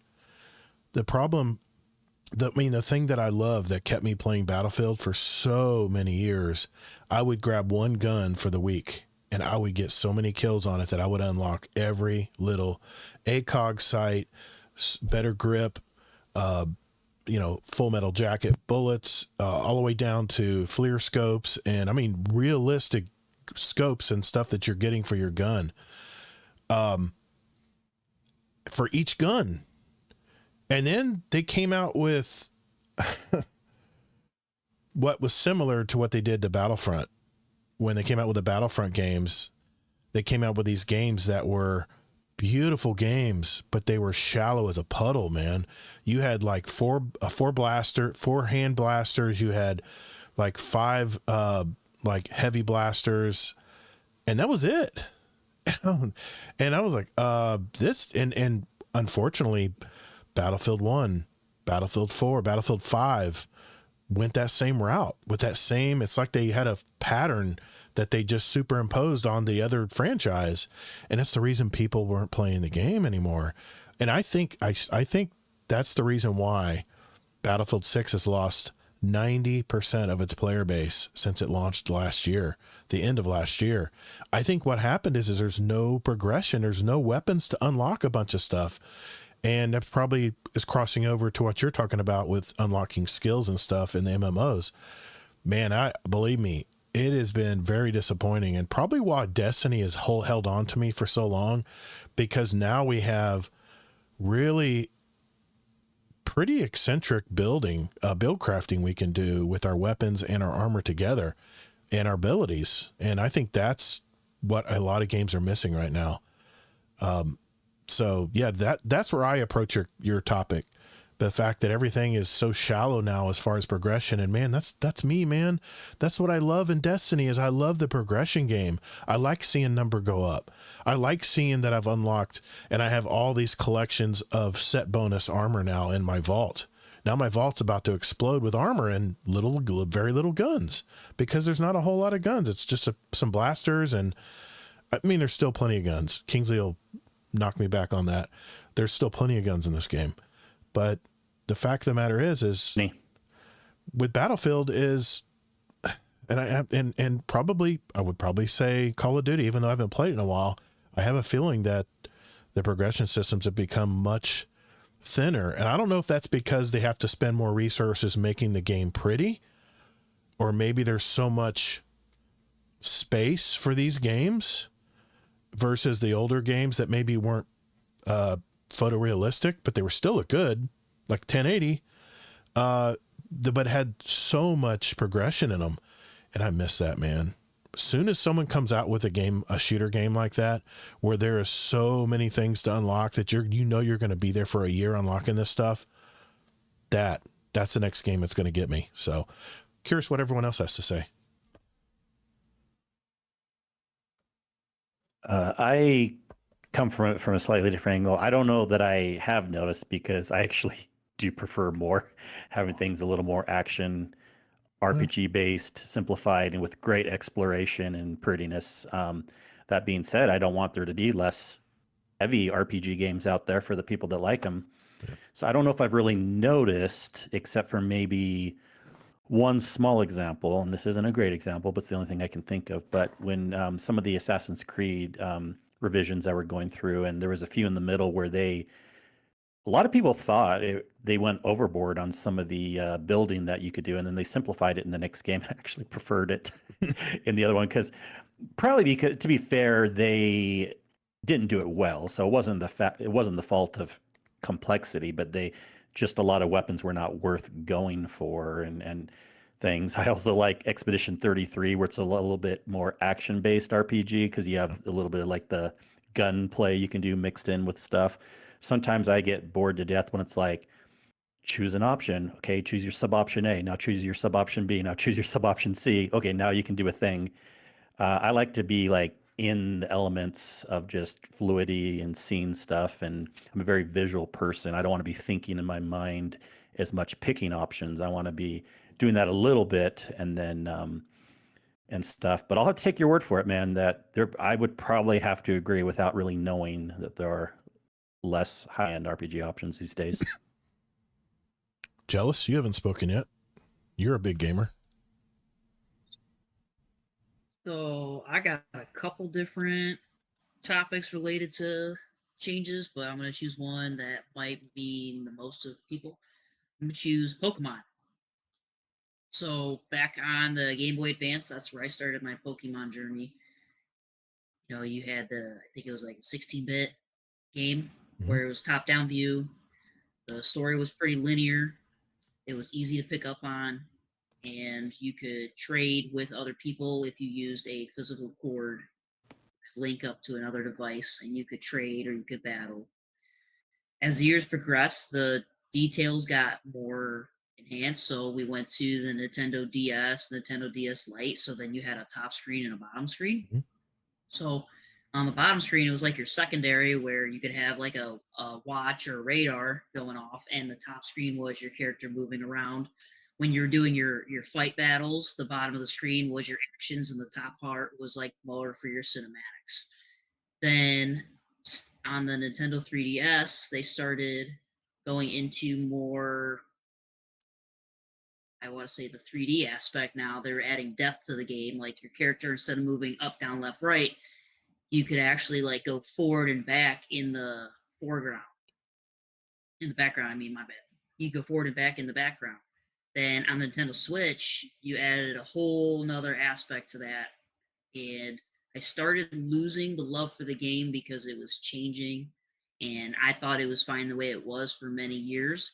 They were able to make their own story with a new region, new kind of Pokemon, but it was still the same storyline where you went through, you did the same stuff, different enemies, and they just started adding so much to it that I was losing my like for it. Now, in the most current Pokemon game on the Nintendo Switch 2, it kind of made it more like open world, and when you do your fighting now, it's completely open. So you could be fighting, and instead of selecting your move and having it turn based, your 4 moves now have like a cooldown timer, and it's a live fight where you attack, they're attacking, but you can attack at the same time, and you just use this move. Well, now you gotta wait 6 seconds before you can use it again. Whereas before, when it was turn based, you could just click on that move, attack, and then they would do their turn, and then you would hit the same move again. You know, I liked that back and forth. Now it's just like free for all. That aspect of changing all the way back from a 16-bit game to adding all this extra stuff now, it's just like crazy. You were able to trade Pokemon between almost all the games on the Nintendo DS. Then they added this thing called the Pokebank, and you had to subscribe to it. So then you could send your Pokemon into the cloud, and then if you wanted them on a newer game, you had to link that game up with the cloud software, and then you could download it back. I was like, whatever happened to just taking my device directly to another device? And that was it. Like the hardwire was gone, the direct linking was gone. Now you got to use the cloud, and then that's an extra service. So I definitely didn't like the change that they went into. That's just my opinion. Other people, they like it, but that's my 2 cents on changing over the years of something that I grew up with and what it's like today. Okay. Taka, you have any final things you want to say about it? Yeah, I mean, with what Jellis was saying there with Pokemon, I think that's one of those good examples of like you had a good solid formula, and then you tried to do too much. A good thing that you could probably relate off of that same topic there, Todd, would probably be Dynasty Warriors. Yeah. 3, 4, 5, 6, and even 7. Seven's where they started changing the formula a lot more. But those were the solid, like, easy, good games. You could just like load up, start the mission, Hack go and to slash. town, and then you're done. Now, That's great. And the then new when- Origins, they had it where now you have to meet certain time limits. I'm like, what? Wait a minute. I just want to Yeah, hack and slash. you're stuck behind story lock chapters, and you have to do skill mastery in order to progress. You know, I love timers. You know, I love timers in games. I got enough timers in my life. I don't need any more in my games. Sorry. To get that in. The other thing with the Dynasty Warriors too is that in the Origins, like you just brought up, like they added too much to it in the opposite direction, to where it, you know, a lot of those old school players don't want to go to it because it's more I wouldn't say it's Souls like combat, but it's more action reactive combat. Like you have parries, you have dodging, you have all these different combos, you have the breakers for guarding, and that wasn't in the original games. Where now more modern action games is like everyone has a reactive combat. Like you need to know how to parry, you need to know how to deflect, you need to know how to do this. Yeah, I played the beta on that when it came out, and I was not happy with it. I didn't end up playing it. It's too bad. Yeah. Anything else you want to mention? Well, I know one that I could probably throw at Kingsley. Maybe he'll try it. As you played both the Outer Worlds, correct? Yes. No, actually, I didn't play the first one. I have to admit, I was going to. You should try and go back and play the the first one and just do a real quick comparison. Yeah, maybe you don't I should, even have but to then get I thought too- I got the impression that the first one had more, and then I wouldn't like it. I would actually prefer the simpleness of the second one, because that was kind of going with my point. I like the more I'm not faulting anyone. action exploration with light RPG. That's me personally, not heavy RPG. Well, the only thing that But I should try it. You don't even have to really like get too deep into it. Just like do the like character creator comparisons, because in Outer Worlds 1, it was more akin to like Obsidian's Fallout New Vegas game, where it's like you got 10 skill points, you put them into whatever you wanted to, whereas in Outer Worlds 2 you get a skill point, and then every couple levels you get a perk. So you didn't get to really like expand your skills more fluidly. You literally had to either find areas you wanted to go to and then make a note of them later for like, oh, I need 3 demolition to go back to this area. Whereas in Outer Worlds 1, you could have a character who had 20 demolition and 20 gun skill, so you did decent damage, and then you could break into that vault that you couldn't necessarily break into in Outer Worlds 2. Okay. Well, yeah, because RPG and skill element type things, I do have a certain mix where I like to bring it in, as long as it's adding to the. I'm a very big picture guy. If it's not too heavy on that and it adds into an easy enough way to get more exploration, I don't mind going other places and getting more things.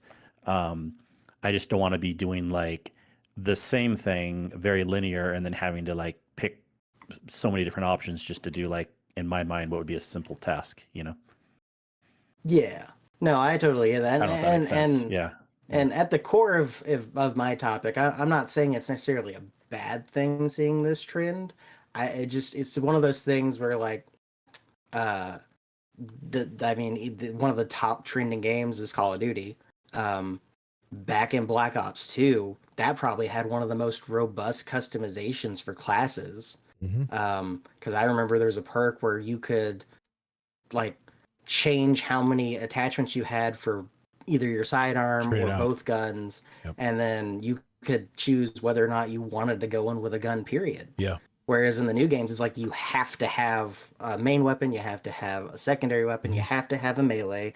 And Black Ops 2 was like, you want to go in with just a knife? Go for it. Some people have do. 7 perks and a knife? Go for it. I hated those players. Run around with knife. You would run so fast, they would come and knife you, and you'd be like, ah. Yeah. Sorry. Go ahead, Kingsley. And then Taco, we both play Diablo. How would you rate that? Do you like its level of?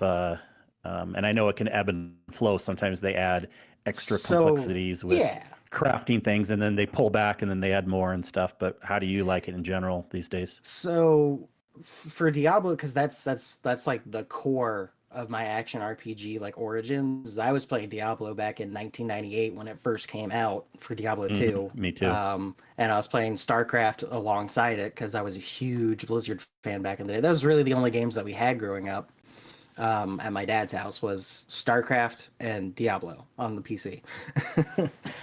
So throughout the years, I would say Diablo's development has been one of those where you've seen a steady increase in the trend of giving player option and different like build crafting ability. Diablo 3, in my personal opinion, took a step back, but the way they did it was so well implemented that it gave you options, even if it was slightly less to a degree.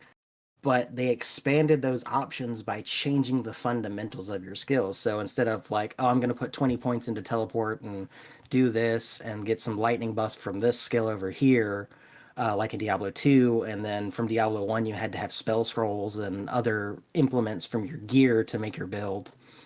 Diablo 3 was like, we're just going to give you all of your skills. You can make a custom build with these skills. You have to have certain skills except when you turn off this quality of life feature. And then each skill is going to have a different modifier based on what you equip to it. So for the wizard class, for example, which is very close to the sorcerers from both Diablo 2 and Diablo 4, the Hydra skill. You had a rune in Hydra that changed it from fire damage to arcane damage, or from having a 3-headed Hydra to one giant fire Hydra that shot a flamethrower instead of shooting fireballs across the screen. So Diablo 3 implemented a good change in that regard of taking some of that, choice away. And then Diablo 4 kind of flipped the script back again. We're like, well, we know you guys like Diablo 2 better than Diablo 3 because it's less cartoony and more grim and serious. So let's implement Diablo 4. We'll give you the old skill trees, but we're going to add the fast-paced action from Diablo 3 that you all seem to like with Seasons, and we're going to make a live service Diablo 4 that's Diablo 2 plus 3.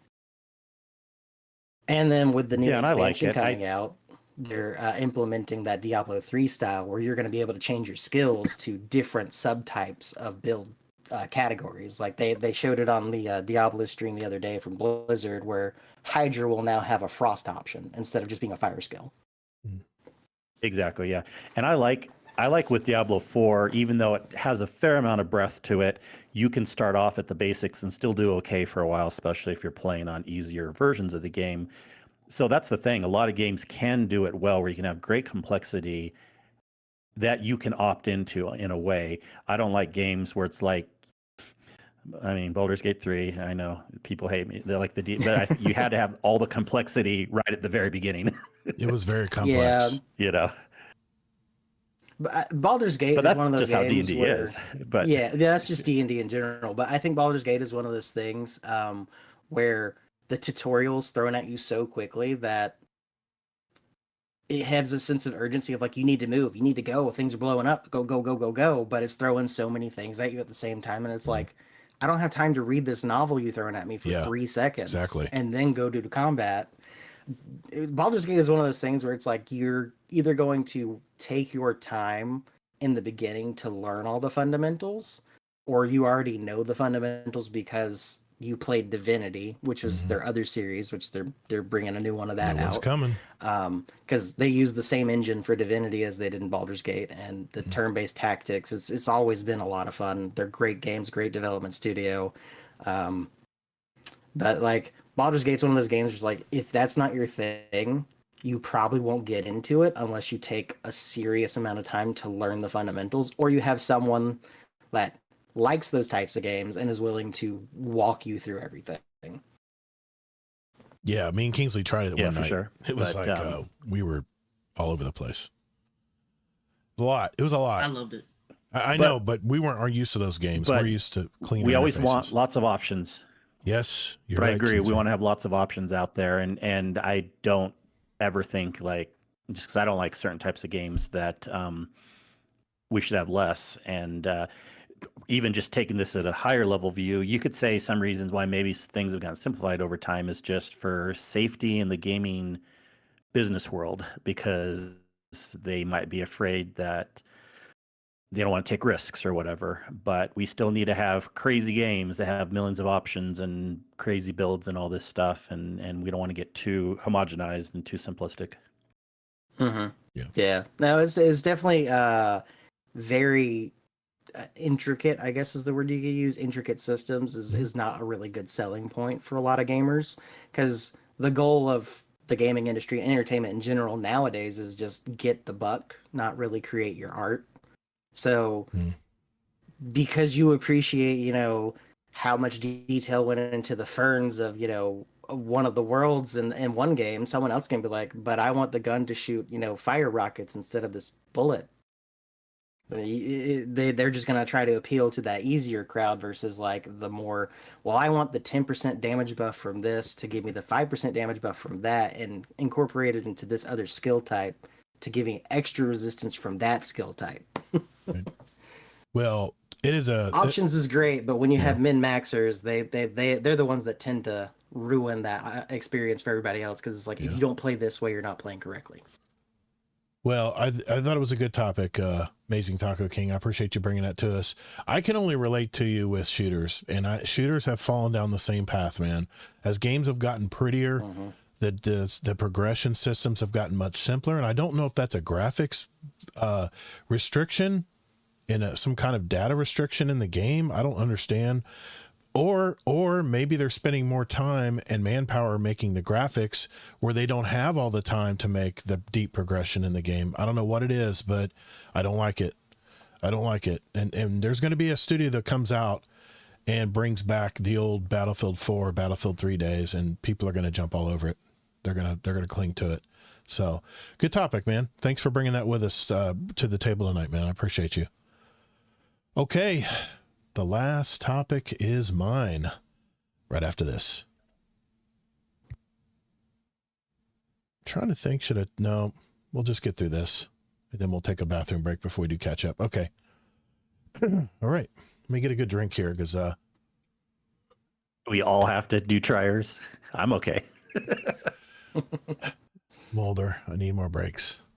You're like, we will take a bathroom break. I had a Tijuana burrito before I came here tonight. They have a Throwback Thursday. I don't know if they have that. Yeah, well, it's a local joint. You guys don't have it. Tijuana Flats is just really good food. Tex-Mex. And I drank a lot of Coke Zero before I got here. Okay. I'll muscle through it. We'll be fine. All right, here we go. 3, 2.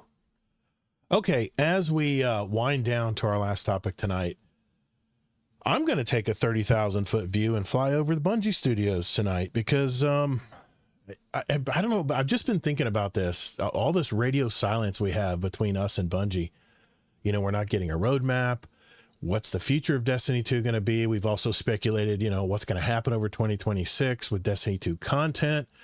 And we start asking the question, you know, everyone's starting to come around to this question, is this the end of the Destiny franchise, at least for now? Or at minimum, is the Destiny 2 live service environment starting to wind down? You know, you start thinking end of days, you know, the game's been out 11 years now. We've also seen leaks about the next year of Destiny 2. Shattered Cycle, I think, was supposed to come out in July, which is supposedly based in old Chicago. And then The Alchemist in the winter of 2026, which Mara Sundaresh, I believe, is supposed to be back for that. And we're still waiting to hear officially that the next free major update, Shadow and Order, which was supposed to be dropped the same week as the Marathon launch, if it's even being delayed. They still haven't technically said that it's going to be delayed yet, even though some of the API and the Eververse system is showing that it is going to be delayed by quite a bit. That aside, Destiny gamers are kind of starting to feel that the Destiny franchise just isn't as important to Bungie, and that the studio is really banking on Marathon to carry the flag for the next few years. I've heard rumors of Destiny Classic, We're going to bring back Red War and Destiny 1 and remake it for PCs. And I've even heard they're going to make out a mega expansion where we're going to combine Shattered Cycle and the Alchemist together. Whatever the case, Bungie has really never gone this long keeping the Destiny community in the dark. And it does give me pause. But I started thinking about it a little bit more. I know I played this game since day one of 2014. I remember the long months of radio silence while playing Rise of Iron. That was the last content drop before Destiny 2 came out and Destiny 1. And, God, I remember running around Fellwinter's Peak. There was just nothing to do anymore. And you started creating your own content. I did it by creating new characters and new accounts. I just redo the progression. I told you I'm a progression guy. I like to see number go up. But I think the content drought lasted like 6 months before we heard anything about Destiny 2. So is history repeating itself here a little bit, or is it different this time because we have another flagship game that Bungie's launching? The one thing that I am confident to say, and this is a hot take, Sony will never, ever abandon the Destiny franchise. If you look at the gaming industry these days, 1.8% of all games released reach a player count of over 100,000 players. 1.2%, 50,000 to 100,000. 5.4% reach 10 to 50,000 players. 16% reach 1,000 to 10,000 players. And listen to this. Over 75% of all the games released today don't even hit the 1,000 player mark. Important fact. Nearly 47% of games released on Steam sold fewer than 100 copies. To add to that data, look at the entertainment and gaming industry. Nostalgia rules the day. They're remastering games. They're a hit. Sequels to long-standing franchises. It's just a pattern for success in gaming and in entertainment. If you look at the Marvel franchise, just one example alone. On Steam alone, in 2025, they released 20,000 games. And even though 98% of these games were original IP, only 0.7% of these games are considered a hit, with over 100,000 copies sold. If you look at the top 100 sellers on Steam, 80% of those games were AAA franchises. These established franchises get all the attention and all the revenue. Bungie peaked at 1.3 million concurrent players on the very launch day of Destiny 2. They sold 5.4 million copies over that time. And since then, they've peaked around the 300,000 mark with subsequent releases. And we all know what those releases were. Lightfall and Final Shape and all of those. But the thing that qualifies as in that top 1.8% of all games, and it's got to be Destiny. I would even say that the Destiny franchise is probably in 1% of all games released. There's a reason Sony paid billions of dollars for the Destiny IP and Bungie. They know the stats for new game sales. Even though Sony lost some notable value, 30-something%, with this acquisition, they know that the future looks bright for Bungie games, and especially the Destiny franchise. I know that sounds like a hot take right now with the way the Destiny franchise looks to everybody, and I know the player count's been dwindling, but think about how many live service games have lasted over a decade. It is a very small list. And if the success of the Fallout TV series is any indication, what's to say Destiny 2 can't work as well as an entry into this entertainment segment of the gaming industry? So whatever Sony decides to do with Destiny 2, I really don't see this game going anywhere. And Sony will certainly not throw away that IP in the recycle bin. They can't afford to. I know that the current state of the Destiny 2 is in a holding pattern right now, and Bungie has certainly taken some missteps with that portal system where they've effectively shrank the whole game into one single interface. Where it used to be, we used to be able to, go through all the sprawling universe of planets and all the numerous storylines through all the years we played this great game. I was I was just on Two Titans and 100 podcast last week. I was talking with Night Demon, Parody, and Noble, and there was someone else and from their community. And I told them that if I was the head of the studio right now, I would gather the troops, combine the original Destiny game with Destiny 2 into Destiny Online. I know I've said it. This is, I don't know. You can take a drink, guys. I'm talking about Destiny Online again, but they need to make a Destiny Online that includes both games and make it playable on PC. I would sure as hell play Destiny 1 again if I could play it on my PS5 Pro at 4K 60 frames. And I have spent thousands of hours wandering that world. Nostalgia at its best. I think if this was possible, and I realize this would be a major undertaking, but it would buy Bungie the years and years of development time to craft the next iteration of Destiny. Now, here's the thing. If you think about it, Marathon took a lot of dev time to create the systems, the maps, the character shells, not to mention the PvE element that they put in the game. But Marathon is basically the Crucible and Gambit with a little seasoning. Once these systems and the content's in place, all Bungie really needs to do is just maintain the servers, have a smaller team create season pass content, maybe create a new map or two over the next year. It doesn't really rely on major story plots, no big giant fancy campaigns. It doesn't require all the expensive cutscenes that Destiny certainly uses. But the most important thing of all is that Bungie has finally made a repeatable activity with PvE and PvP elements mixed in. But they aren't on that never-ending content treadmill that involves major campaign expansions and new activities and new weapons for that campaign and new themes and on and on and on. This is basically their separate PvP game where players will just keep repeating the same game over and over again within their systems, just like the Crucible, just like Trials of Osiris did, and even Iron Banner if they ever decide to release it again. So with all of this doom and gloom, deep down, I'm not really worried about Destiny's future. I know it'll be here, and I know as we as gamers are so hungry for content that we're going to devour it so fast that Bungie will never really be able to keep up with it, at least not with this current system. I think they need to create a new Destiny game that is ultra deep in progression.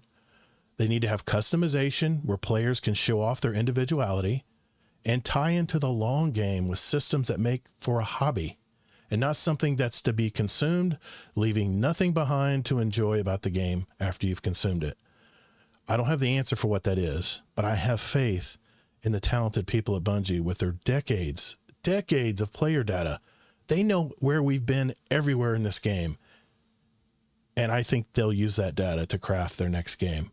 So I know I went all over the place with this. I know it was more of an editorial, but I really am curious what you guys think about the future of this game. And I know we've had this conversation a lot, Kingsley. I realize that. You don't have to remind me. But I got to thinking. I'll remind you. I got to thinking about it, man. Marathon really is going to be almost a cruise control game for them. It's like a PvP game. But what do you guys think? Is the Destiny franchise winding down? Is it going to go away? Is Sony going to throw it away? Lots of questions. So I'm just curious, after my diatribe, what you guys think about. Man. Yeah, you threw everything at the wall, of course. You know what? When I was writing this last night, Kingsley, I knew exactly you were going to say that. But I'm just curious. I know it's a lot. I know I threw a lot out there. Because then if you throw everything at the wall, if one of the things are true, you can be like, But that's how I win. That's how I win, Kingsley. Anyways, yeah, but then you win 5% instead of 100%. It's a win. I think they call that hedging your bets. I know, but yeah, seriously though, I really do believe in that hot take.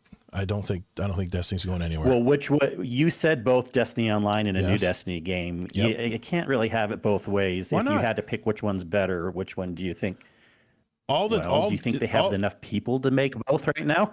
No, that's what I'm saying. They'll have to gather the troops. And think about it, Kingsley. When everybody's done making all of the content and all the initial systems and stuff, the development time, the meat of the potato, if that is such a word, they're all going to come back to Destiny. And I think that'd be the time to bring back Leviathan Raid, bring back Red War, so players know what the hell is going on when they join Destiny 2 and they don't have to read it off a web page. They still won't have enough time or people to do both things, a Destiny Online and a new Destiny game. So which one would you have to pick? You know, if you had to pick one, Well, what do you think is more short important? I guess term, is what I'm asking. short term for the next, what's going to carry us for the next 3, 4, maybe even 5 years. I think a Destiny Online could do it. They could fully, and they could have a separate team that starts throwing in extra things every now and then just to keep us busy playing stuff. I'm forever the optimist. Even if Destiny is down in the dumps, I'm still gonna sing its praises. You'll never stop me doing that. Even though I've been kind of down in the dumps lately myself. I haven't been playing a ton of Destiny either, guys. The systems they have now are just boring, and they've taken away from the hobby game. I can't do anything else in the game but what's in that solo ops. If they make a Destiny Online stuff, they still can't, even if they're doing that short term, then that's pushing back a new game without having more people. They really need more. When we've talked about Sony investing in them, which I agree that Sony should do, but that's a different topic than Sony giving up on them, which you're bringing up tonight. Mm-hmm. But I just don't think they can be making a Destiny Online and a Destiny 3 at the same time. You know what I mean? They can't even make a Destiny 3 unless they get more people, in my opinion. You know? So there's no way they can do a Destiny Online and a Destiny 3 at the same time, you know. So that's what I'm just saying. You're throwing everything at the wall, but anyways, I gotta read what JD Kent said here. It's so funny. My conspiracy theory is Bungie is mad because they couldn't sell that Iron Banner set back in Eververse, so they took their toy home, and now you can't play with it. That's why we don't have Iron Banner. Is that what you're saying, JD Kent? Okay. I'm sorry. Go ahead, Kingsley. Interesting. Did you even hear what I said? I heard. Okay, cool. We were saying Destiny players are saying that Bungie is not taking it serious anymore. I don't know that really that many people are thinking that. Actually, it's more nuanced. What we're thinking is that we're upset that they're not communicating. It's a fine line, yes. I mean, some people can think like, well, they're not taking it serious by not communicating. But no, I think they're taking it seriously internally, but they can't communicate with us yet. And I actually do blame some of that on upper leadership and Sony, because they have to focus on Marathon right now. They're not allowed to communicate with us right now because they don't want to take the focus away from some of those things. So that's one point against management and Sony. I understand that. As far as Sony not abandoning them, they already kind of have a little bit with devaluating and such. So that's like another point against Sony. You say Sony had a reason for buying them. I truly think they got bamboozled quite a bit. We know leadership of Bungie kind of talked up the game more, and they were pitting it against Microsoft and other studios. And I do think actually Sony got a little bamboozled by Bungie. So that's another point against Sony. But a counterpoint, that's on Sony. They're in the video game business. They need to do their due diligence. That's on Sony. I know. That's what I said. Okay. It's a point against Sony. Okay. That's 3 points against Sony right now, against Sony. Okay. And then when you also said they can't afford to, let's say, okay, I don't think Destiny's going away within the next year, but because they already have the plan for something, but it might the year after. But anyways, they say they can't afford to stop supporting it. Well, I mean, that's the sunk cost fallacy talk. Like at some point, you don't just say, I can't afford to stop doing something. No, at some point you got to cut things off, or else you have the sunk cost fallacy. If player numbers keep dropping and dropping and dropping, is Sony supposed to say, we can't afford to stop doing Destiny even though player counts are dropping? No, at some point they really should at that point if player counts keep going down, or else you get into the sunk cost fallacy.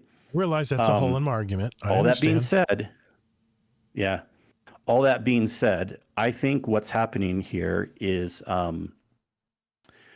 they do need to make a new game. And I think we've said this a million times, and they should have done this years ago, kind of had a ramp closed plan. You know, they can come out with a mini version of a Destiny Online, but you can't have development keep adding things to it. They just need to have a one and done, like, here's some content that we're bringing back that'll keep us interested for 3 to 12 months or whatever, you know, depending on the type of player. And then you can be working on another game. But unless they're hiring other studios in, you kind of can't be doing both projects at the same time. And they really do need to make another game, because that's how you're going to get people excited. So many people have left that you will never get back unless you make a new game. It doesn't have to be a Destiny game, though. It can be another Destiny type game. We've mentioned that before. That's what I would prefer. But if not, then Destiny 3, sure. It's gonna take 5+ years to make a new Destiny game. They have to have something to tie us over to keep the eye on the ball, to keep our eye on the ball, and think about it, Kingsley. We all have our hobby games, regardless of new games that come out. We all have our hub games that everybody plays. They call them black hole games, like Call of Duty. Or some people will play Call of Duty. They'll buy Call of Duty every year, even though there's other games that are coming out. I mean, for the longest time, I only played Destiny. They need to have something that will engage players. If they do the Destiny Online, it will totally fix the new player problem, because they'll be able to play all of the original campaign storylines. Oh, that's so short-sighted. Do we seriously think back then the new player experience was perfect just because we had the Red War campaign? People were still confused getting into the game brand new. Only thing I was confused about is when the stranger left. I guarantee. Well, you played Destiny 1, though. I'm talking about, I know actual new players that came into the game. Really? And just because we had Red War back then did not mean that the game was not confusing. You know what I mean? You got knocked off the ship. You lose everything and start from scratch. How is that not confusing? No. You're not looking at it. No, you're not looking at it right. Like, I'm talking about like systems, like actually learning the game. Like, we don't have a good new player experience, like teaching systems and everything like that. That's just true. Bringing Red War campaign back is not going to fix that. We need to have way better systems teaching and everything like that. I think they can learn from all of these mistakes into the next game. I agree with that. But like I said, I think they have all of these assets. I think they just need to use them. They're already bringing them back from Destiny 1 anyway. Why not just fully do it?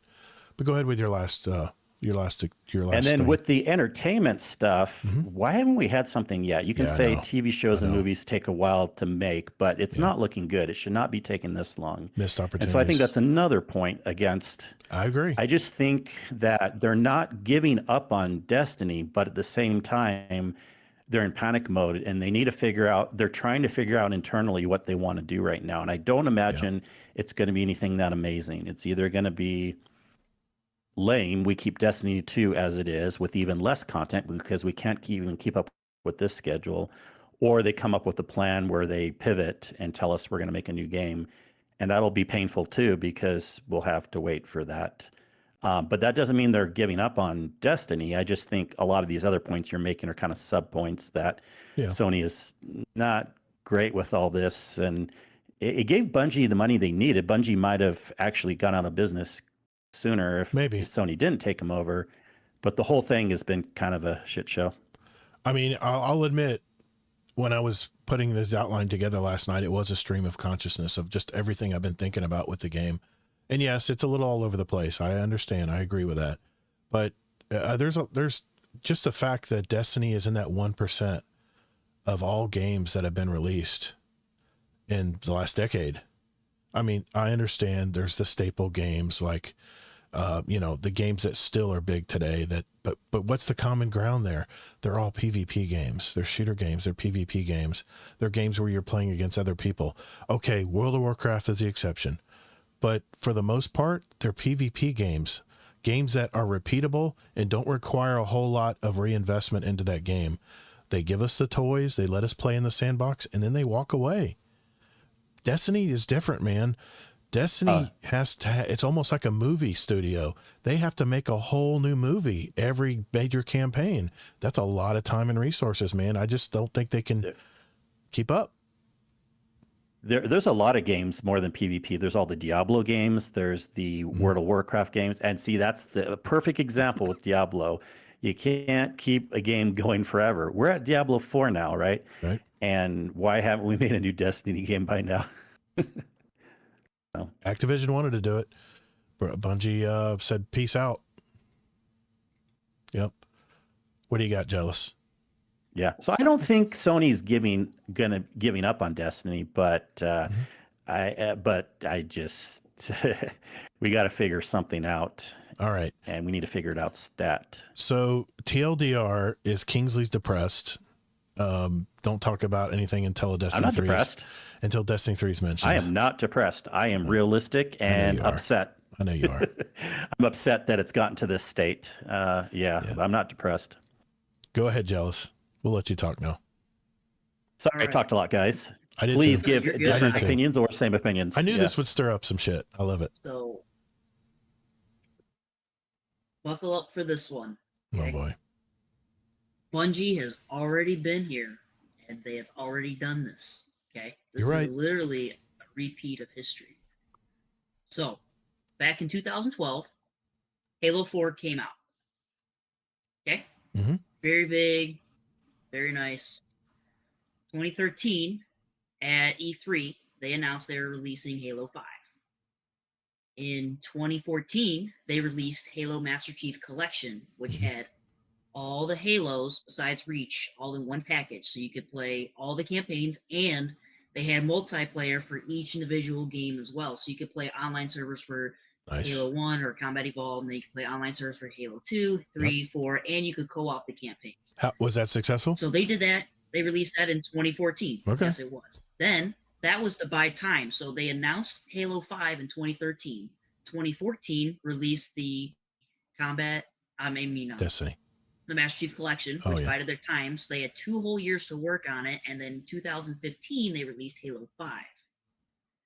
So we are at this point now where we are so far ahead. I know they're different game styles because Destiny's an RPG. Halo was not. Halo was, an FPS shooter. It was not a looter, but it was the same formula of where you had all these different stories, and then they had to come up with something new to keep the franchise going. So they Right. announced, hey, we're going to release a game in a couple of years. Then they combined everything they had up to that point into one solid game just to extend, give them a little bit of a buffer time. Then they came out with their latest Halo 5. And then after Halo 5, they went out of, I don't want to say it went downhill, but they kind of like shied away. At that point in time, that's when Bungie kind of was disbanding and Destiny was booming because after Halo 5, Destiny 2 came out, and that came out in 2017. So 2 years later again, Yep. Bungie releases this game, Destiny 2, to follow their first one, and then that just kind of like took off. I see this as a pattern. We're here again. Destiny's been going on since 2014. 2014. Fall of Right? 2014. So we are 12 years, we're 11 and a half years ahead Right. from when the original game released. I think we're at that point now where they can release it, but it's hard to do it with an RPG because that's how you build your character. It's character crafting. It's a different type of game. But we're at the tracks again where they're splitting. So I'm curious as to what if Marathon is this new game to then bide their time for the next 2 years, and then they can release a new kind of Destiny thing. I think they dropped the ball by starting a whole new saga, campaign, storyline, whatever.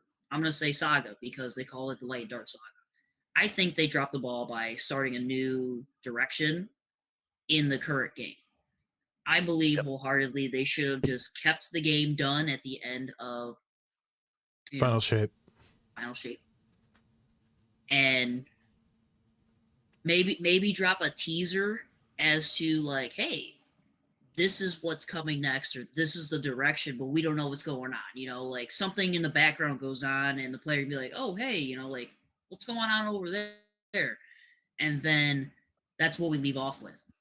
Then they drop the new game, Destiny 3, and then maybe that's the opening scene is the last cutscene we saw in Final Shape, and that would just be the leap over of like, hey, here's the continuation, and then they could just take off with whatever they want. So I think they should have just ended it at Final Shape, announced something like Marathon or, a Destiny Evolved where people could just hang out, play all the old campaigns. Like, what if they just released it where it was purely co-op and you played just the campaigns and there wasn't any PvP? Except maybe you could do private matches if you wanted to. But that would just buy all this time so then they can take 2 years off and make a Destiny 3, because then that'll allow them to keep this in the background. They don't have to worry about pushing out updates because they're like, hey, you guys can just play content we've already created. We're just, maybe they just remaster it or something. Yeah. Maybe they fix some tweaks. Or when they add in the old content, they can mix in the new weapons that are current, To me, that would buy it all this time to then make the new game. So this is just history repeating itself with the Halo franchise, and that was part of Bungie back then before they split. I'm going to throw another monkey wrench in this conversation. What if Marathon is a reverse Fortnite? Remember, Fortnite started out as a PvE game, and then once they've turned over into a PvP game, it took off. What if this starts as a PvP game, and they decide to flip the switch and make it a PvE only game? That's always something to think about as well. They would have to change so much in the game. I understand. PvE players don't want a game where you don't get to hold on to stuff. And Fortnite did it. It's the biggest franchise ever now. They make hand over fist money right now. That thought just came in my head when Jellis was talking about history repeating itself. It wouldn't be a game that Destiny players would like, though. If you're a Destiny PvE I don't know, man. player, I dig this new world, man. You would have to change so much of No. You're talking about like you wouldn't have like builds with like guns, and you wouldn't be able to keep guns. And if they changed all of that, then it's not even the same game anymore. You know? Okay, well, it just it entered my mind. I figured I'd let it go and see where it went. So I realize that it's a lot of work, but I mean, what was Fortnite? Rule the World or something? It was a zombie game, man. I remember playing the zombie game portion of Fortnite. It was like you had to survive hordes. It was like building a castle and trying to keep the hordes away. And the longer you could do it, the better. How did that become a freaking what it is today, where they're bringing in Simpsons characters? And I mean, Epic's just making a crap ton of money right now. But anyway, amazing Taco King. We haven't let you talk. You got any thoughts on this? Well, a few things that Jellis was saying there is when they developed 4, that was taken over by 343. It wasn't really a Bungie thing. The Master Chief Collection was more of a cash grab to buy them time, as you said, for Halo 5. Right. But you also have to think that, most OG Halo players don't even play Halo anymore, because 343 really just took the story and any developed like lore and like setting foundation that Bungie had developed, and just kind of like, well, here's the fix to the problem that we just introduced one game ago, and they pulled a 180 out of nowhere. It's essentially like a good example that would happen in Destiny if they did the same exact thing for that type of storytelling would be, hey, the witness is going to win if you don't beat him. We just beat the witness, guys. Oh, but the other witness just came out of the shadows. The other Because, I one. mean, He was in the shadows. Well, that's kind of what we're getting though now with the 9. To a degree. Yeah. It kind of seems that way now. It seems like Destiny always had the answers as far as they always had the grand plan of where things were going. It just seems so haphazard these days what directions they're taking with this game, and I'm wondering who's steering the ship right now. I mean, the portal system.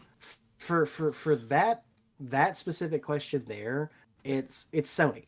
Sony now owns Bungie. You think they're pulling the strings? Yeah, absolutely, 100%. And the reason I say that is because High level decisions. The problem with Bungie now is they're no longer the independent that has a cash flow from a main studio head that's helping them develop in tandem as a partner process. It is now, they have been gutted to an extent to they are now a Sony studio. You're looking at the new way Bungie is now being structured, which is not something they've had to deal with in the past. Because Bungie, as a gaming studio and development company, is a very volatile past. They've created great games. There's no question about that. They have literally shaped the foundations of different genres of video games throughout time. They were originally an Apple development studio for Apple gaming. Right.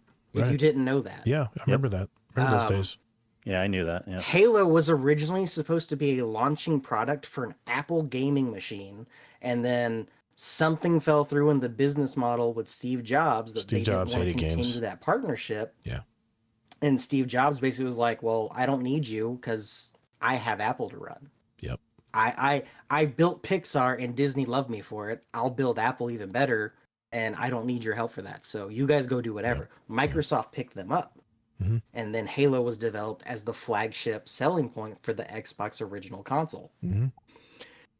they never had a structure where they were used to being told, no, you can't do that. It was literally Microsoft was, hey, here's the money, go do your thing.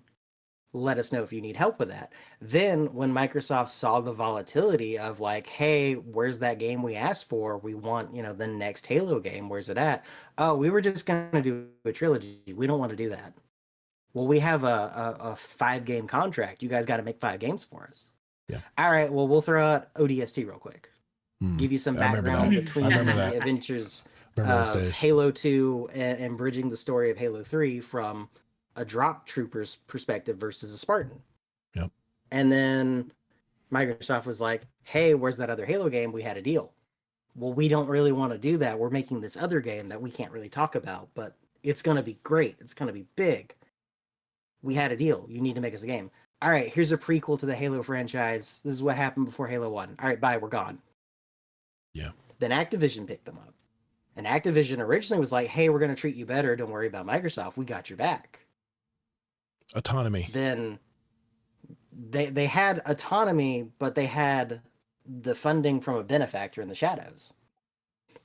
And when it came to following what the benefactor wanted towards the end, it was like, hey, that's not what we agreed upon. Yes, it is. You owe us this. We told you we wanted a new game every year in Destiny. Yep. Give us Destiny 1, 2, 3, 4. Keep churning them out. We want this to compete with Call of Duty. We want the PvP arena shooter, and we want the PvE light MMO genre. They have been. And they just Destiny don't have was it. like, I don't want to do that. That's called seasons. That's all they've done. They've created another game. They've just piggybacked it one on top of the other and the other and the other. No. They wanted to all do game. Yeah. Well, No, that's yeah, they true. want a whole new There- game. That's Yeah. right. There was a continuous story. That's true. Yeah. Which is really funny when you think about it, because Hmm.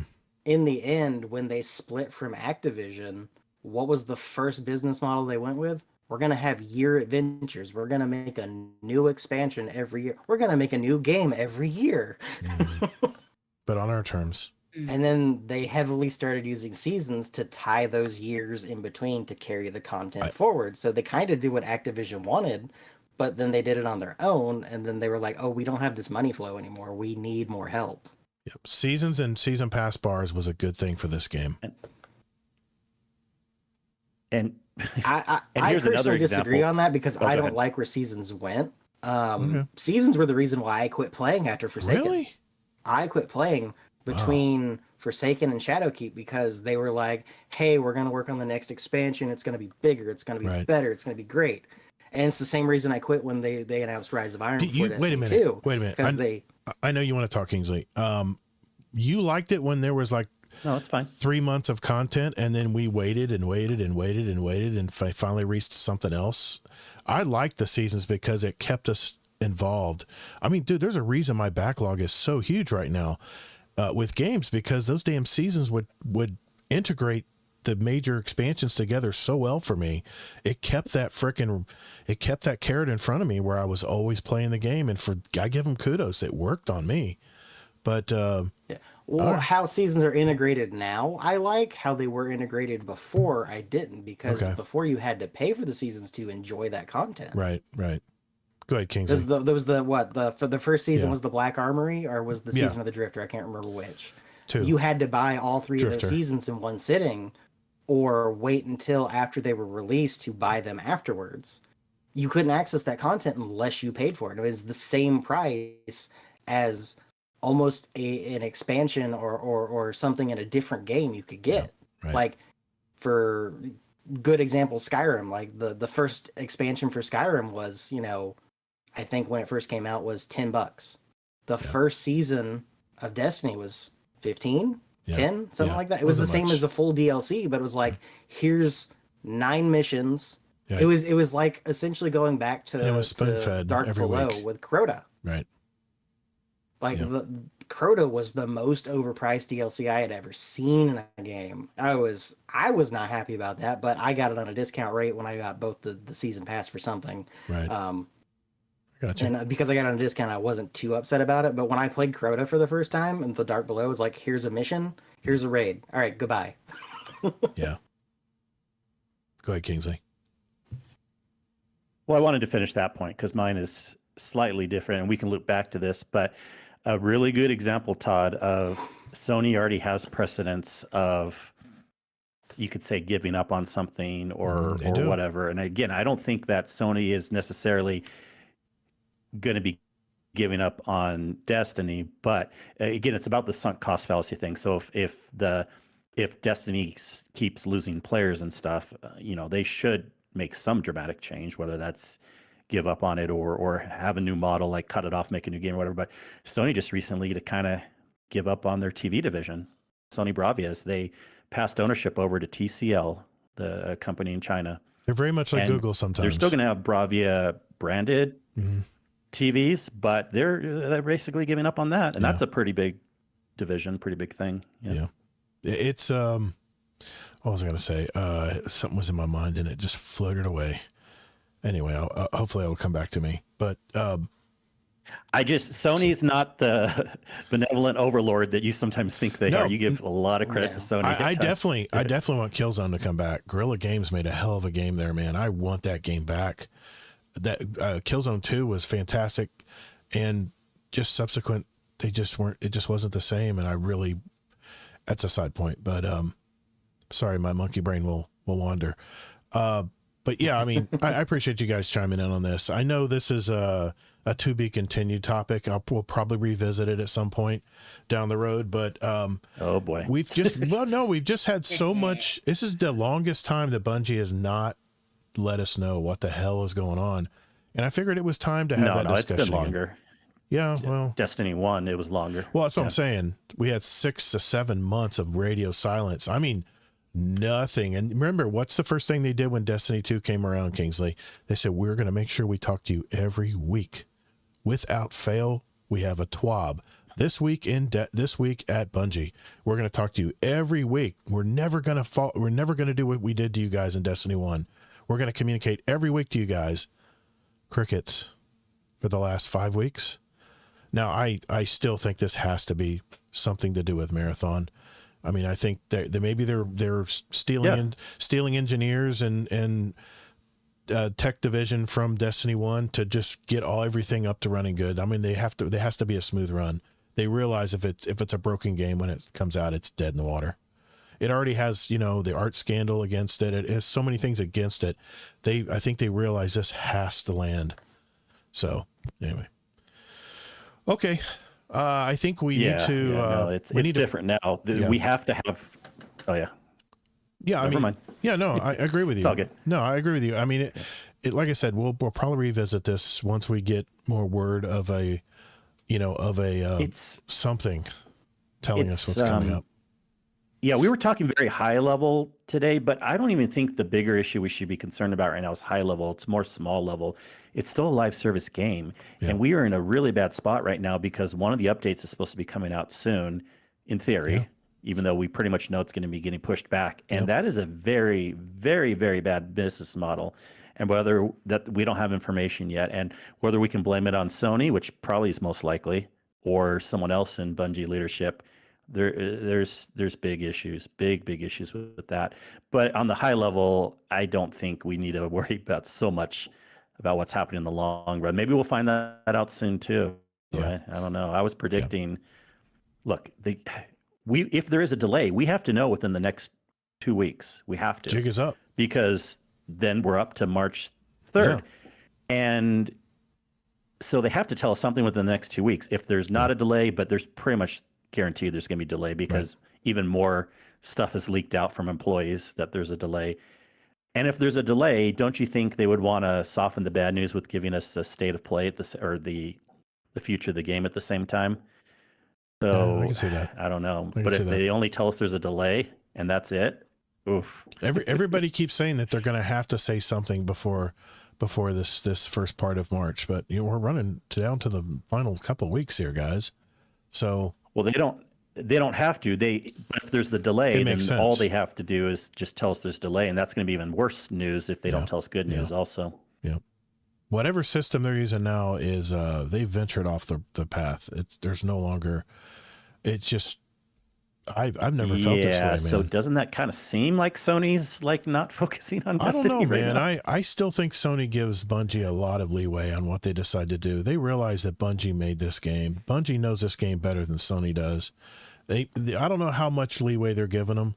They're probably watching the purse strings, I'm sure. But in order for Destiny to take off again, they got to hire more people, man. They got to, if they're not going to bring people back from Marathon, they're going to have to build up the forces at Destiny, at the Destiny part of Bungie, to make some good content again. But all right, well, like I said, that was the 30,000 foot view for me, is the fact that Destiny's not going anywhere. That was I guess that's the crux of all of this blabbering that I did tonight, is that there's no way that a game that hits the 1% threshold of all games is not going to be repeating itself in the future. We just don't know when. We just don't know when that's going to happen, or what decisions they decide to make. And I'll leave it at there.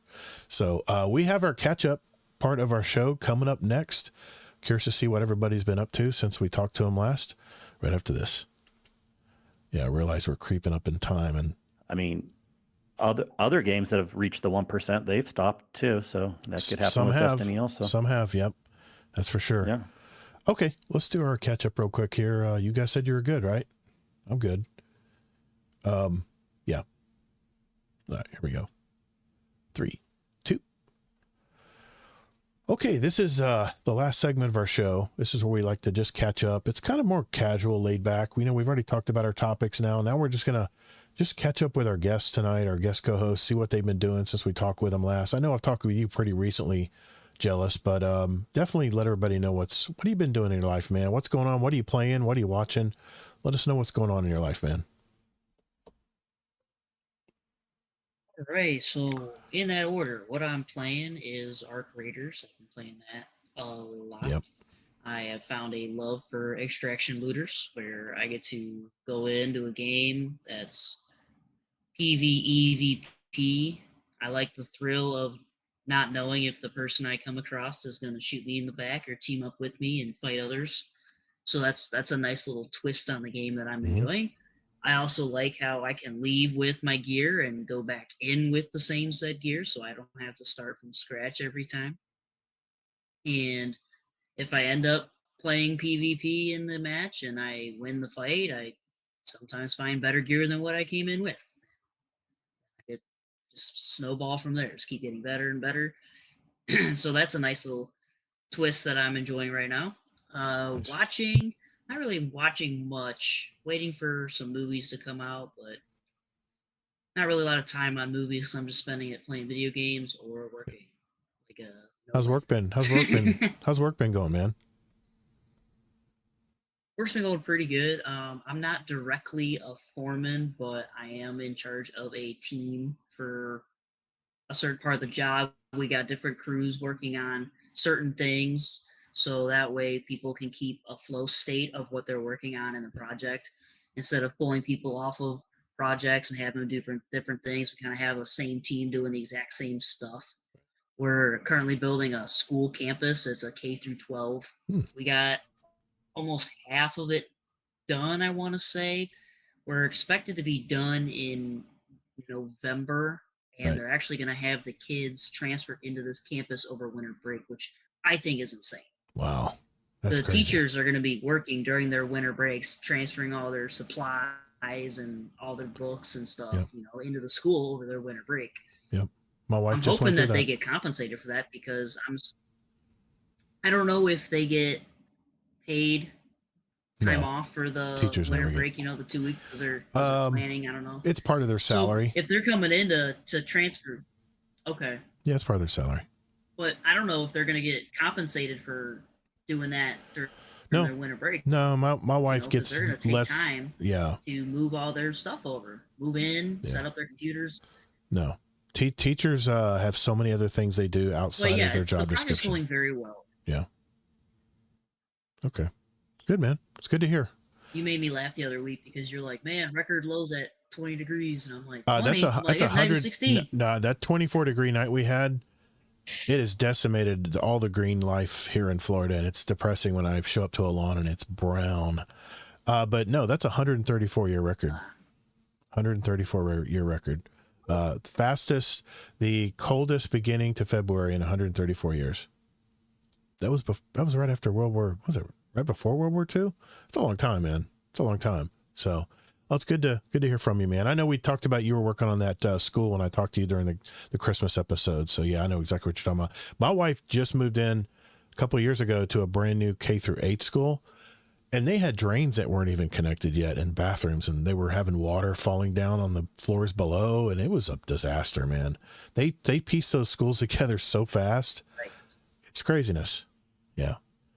Amazing Taco King. What have you been up to, man? It's been a whole year since we've talked with you, man.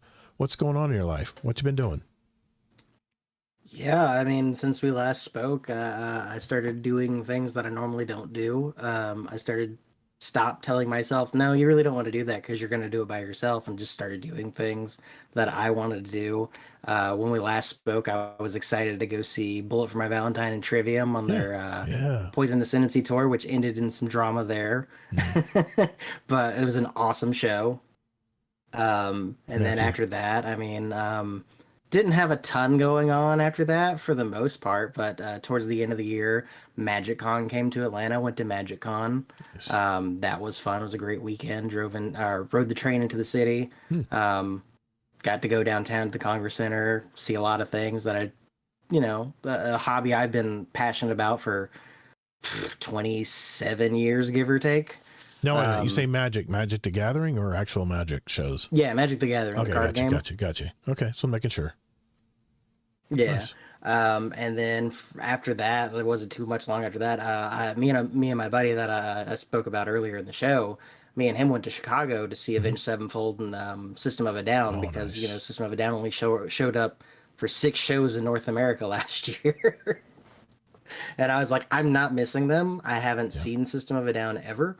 And I'm not a huge concert person personally, but after that Bullet show, I was like, I'm going to start seeing concerts more. It was Elbow for me. I went and did that. That was amazing. Saw Elbow in UK with my buddy Hayoka. My wife loves going to concerts now. In fact, we're going to see Styx front row, second row tickets. It's one of the big theaters here, big theater gigs here in downtown Orlando. And we're seeing them the end of this month. It's going to be a lot of fun. I cannot wait to talk to you about it. I got to see Styx in concert because these guys are so old now. I may never see them tour again. This is kind of like my last ditch effort to see this concert. So yeah, I'm with you, man. As long as it's not like Van Halen 1986 where I couldn't hear for a week afterwards because the freaking music was so loud. Lakeland Civic Center, man, that was nuts, man. As long as it's not like that, I'll definitely be going to see more concerts as well, man. I'm with you on that. Anything else you want to mention? Yeah, we use ear racers to help with high decibel stuff. I think I'm going to wear my AirPods. They're pretty great. What do you think, Kingsley? You think that'll be good hearing protection with the AirPods, the Pros? They do work. They do work pretty good as long as you have a good seal fit. Yeah. They will de-amplified. So make sure it fits good. But they do actually work really good in concerts to help with noise I think we're going to bring them just in case, and we can always put them in our pocket and then pop them in if it just is way too loud. So, yeah, I want to make sure I give you ample time to talk, Taco King. Anything else you want to mention, man? Next adventure for me is I'm going out to Vegas in May to go to MagicCon in Vegas. Nice, man. Other than that, gaming wise, just been playing Code Vein 2 and Neo 3 that just came out, and looking forward to the next Diablo expansion. I think my son's playing Code Vein right now. Yeah, cool deal, man. I know nothing about these games. Like I said, I only play Destiny. Dark Souls. Yeah, it's like Souls. Okay, I got you. Kingsley Mack, what you been up to this week, brother? I watched a movie again that I think Hazel mentioned it on the show a long time ago, and then I checked it out, and I didn't realize they made a follow-up to it. It's called The Platform on Netflix. That sounds It's like a sci-fi thriller thing where there's different levels. There's 333 levels, and people pass food from the top level down to the lower level. It's almost like a jail system or whatever. Really? Very dystopian type sci-fi thriller type movie. Okay. Anyways, I wanted to rewatch it again, and I appreciated it more the second time. And then there's a Platform 2 that came out in 2024, and I didn't know that. And I watched that one, and that one is even better. One of the few rare times where a sequel is is just as good or better than the original movie. And I highly recommend. Now, it's not for everyone. There's a lot of, fair amount of violence in it, but look at all the parental guidance stuff if you're not sure. But I liked the movies, and it's not like scary thriller. It's so much. It's just intriguing. It's more sci-fi ish and stuff. And but boy, if you can get into it and get through the second movie, it is just brilliant how they tie some things together. There was a lot of like bombs dropped at the end, and I even had I thought I figured it all out, but then I watched a YouTube video like the Platform 2 ending explained, just to kind of confirm some of my suspicions and really figure out how the lore tied together. Yeah, I don't remember seeing Had that. a lot of fun with that. I'll have to look into that. Yeah. Nice. Yeah, good fun movies. I'd finished my third watch through of Better Call Saul officially also this last week. A great show, man. Rewatched Breaking Bad, and then Better Call Saul is just as good. The third, if you like the show at all, you figure out even more. And I still think like overall, it's hard to say. Like Breaking Bad is like, even though this doesn't make sense, it's like a more overall just relaxing show to watch. Because Better Call Saul just gets so much more deep, like emotionally wise. Like there's a lot of like heavy, sad topics and stuff. Even though you would think, well, the other one's like drug and people fighting and stuff. But like in a way, just think of it as like an action movie. Not really, but it has deep topics and stuff. But boy, watching Better Call Saul again all the way to the end, it's kind of depressing, but in a good way. Okay. If that makes sense. It's a little more darker. It's darker. Yeah. And then, Definitely. well, yeah, darker emotionally wise. Yeah. Breaking Bad's darker, like theme wise. Yeah, but like it's kind of sad, a little more sad. A little more sad the way that. Yes, definitely. The poor guy Even though just it's never gets a generally- break, yeah. man. Better call Az. Well, Better for good call reason. Saul. Guardian Downcast. He has many faults. Yes, he does. Yeah. Yes, he does. Had a lot of fun, as always, doing different raids in Destiny. And I'll mention again a Wednesday night raid, because you may or may not mention Saturday night raids. But we went into Desert Perpetual because some people wanted to get more experience with it. And we basically got like 2 encounters done. We get super far, but we had probably like 3 or 4 people that had a little less experience. No, actually, we even had to move some of us around. Like me, Kate, and Zombie, came from, our Saturday night crew, but we even moved some of our positions around to kind of help with what people want to do with the other crew. And so it's just fun to have a harder raid that I don't generally still recommend bringing 3 people in that have less experience, unless you're super chill about it. We're not expecting to get it done, but just kind of learn more and get through however many encounters we can. If you're good with that experience, which we all were, it was a lot of fun. And it was good to kind of, you need to try, especially Hydra. We need to get more people trying the outside position in Hydra, because let me tell you, you'll get a much better feel for and you need to do more than just the jumping platform in the Wyvern, because you can really get a better feel for the raids if you do other positions. I plan on doing that. I know we're doing other things now. Yeah. Salvation's Edge, and I'll pass that over to you, because I don't need to talk about it if you're going to talk about it. But, yeah. Salvation's Edge. We got the first 2.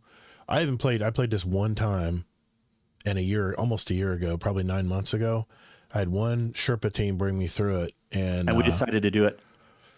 We decided to learn it for our Saturday crew, right? Yep, we're doing it for our Saturday crew. Shout out to Mr. Sin Media, Zombie Pops, Allocate, Ronan Redline, of course, Kingsley Mac, and we did pretty well. Ronan's of course he got probably a few more reps in than we did, and he was very good at explaining what we're supposed to do. And I watched a Cactus video. I learned the first few encounters, and there's a lot in that raid, man. There's a lot to do in that raid. Well, I know the main mechanic once you get that down, but we haven't even got to the main crazy mechanic that they added in last minute. I can't remember what that encounter is called, but yeah, shout out to those guys. I always have a good time. Doesn't even matter if we complete it or not.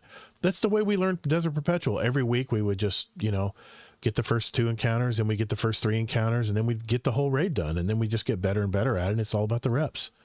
So yeah, it's I'm having a lot of fun on Saturday nights. Actually, we're going to run, I think you and Kate are in it. We're going to run with the some of the UK contingent in the Guardian Down Roundtable this week. I think 4:00 on Saturday. I'll probably stream that. We're going to run, I don't know what raid we're going to run, but they wanted to do some raiding, and it's UK friendly time. So I'll be running, I think we're thinking about running UK, Friday night. You should say UK time, not Eastern time. Yeah, it'll be 9 p.m. UK time. Yes, for they our are UK running it listeners. Friday night. Yes. Yeah. You say Friday night or Saturday night? I thought you said it was Saturday. Mm-hmm, mm-hmm. I can't keep track. Gosh, you've gotten that wrong twice now. It's know. tomorrow. It's tomorrow. It's Friday night. Okay. Oh, no. You're right. Saturday. Friday's You're what we're doing confusing me, our man. raid, and then Saturday. See, is the I one said for Friday, them. and you said, no, man, that's on Saturday. I'm like, Yeah, okay, I got great. confused because you got. I thought I was going to have to get off work early and stuff. Anyway, I haven't been. No. Sorry.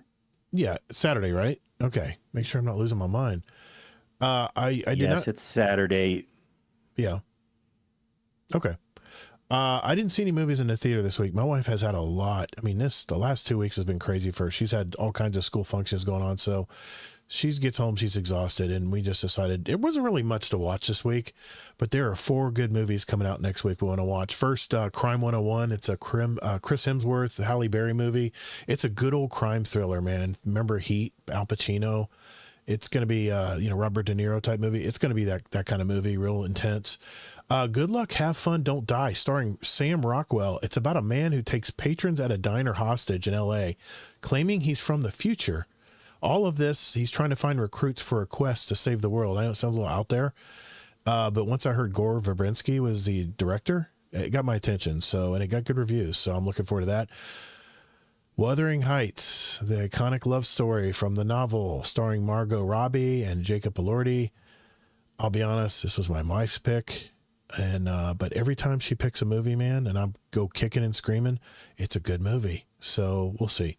And then finally, The Moment. It's a kind of an independent movie about Charlie XCX and stars Alexander Skarsgård. It's about Charlie's upcoming tour and how she's caught up. She has this great summer break with Alexander Skarsgård, and it's just so much pressure mounting on her to stay on top in the music industry. And it talks about, I guess, her struggle to get back into the flow of her tour and stuff. It might be a sleeper movie.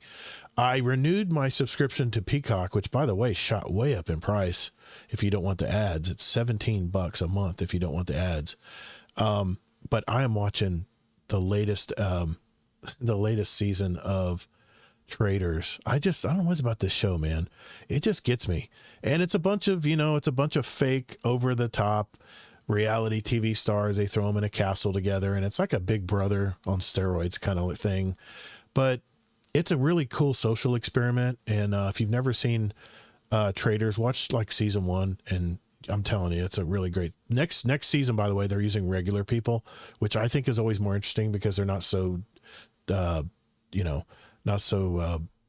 able to read what they're going to do. And sometimes they try to go over the top, and it's just so fake. Anyway, I talked about the raids we're doing.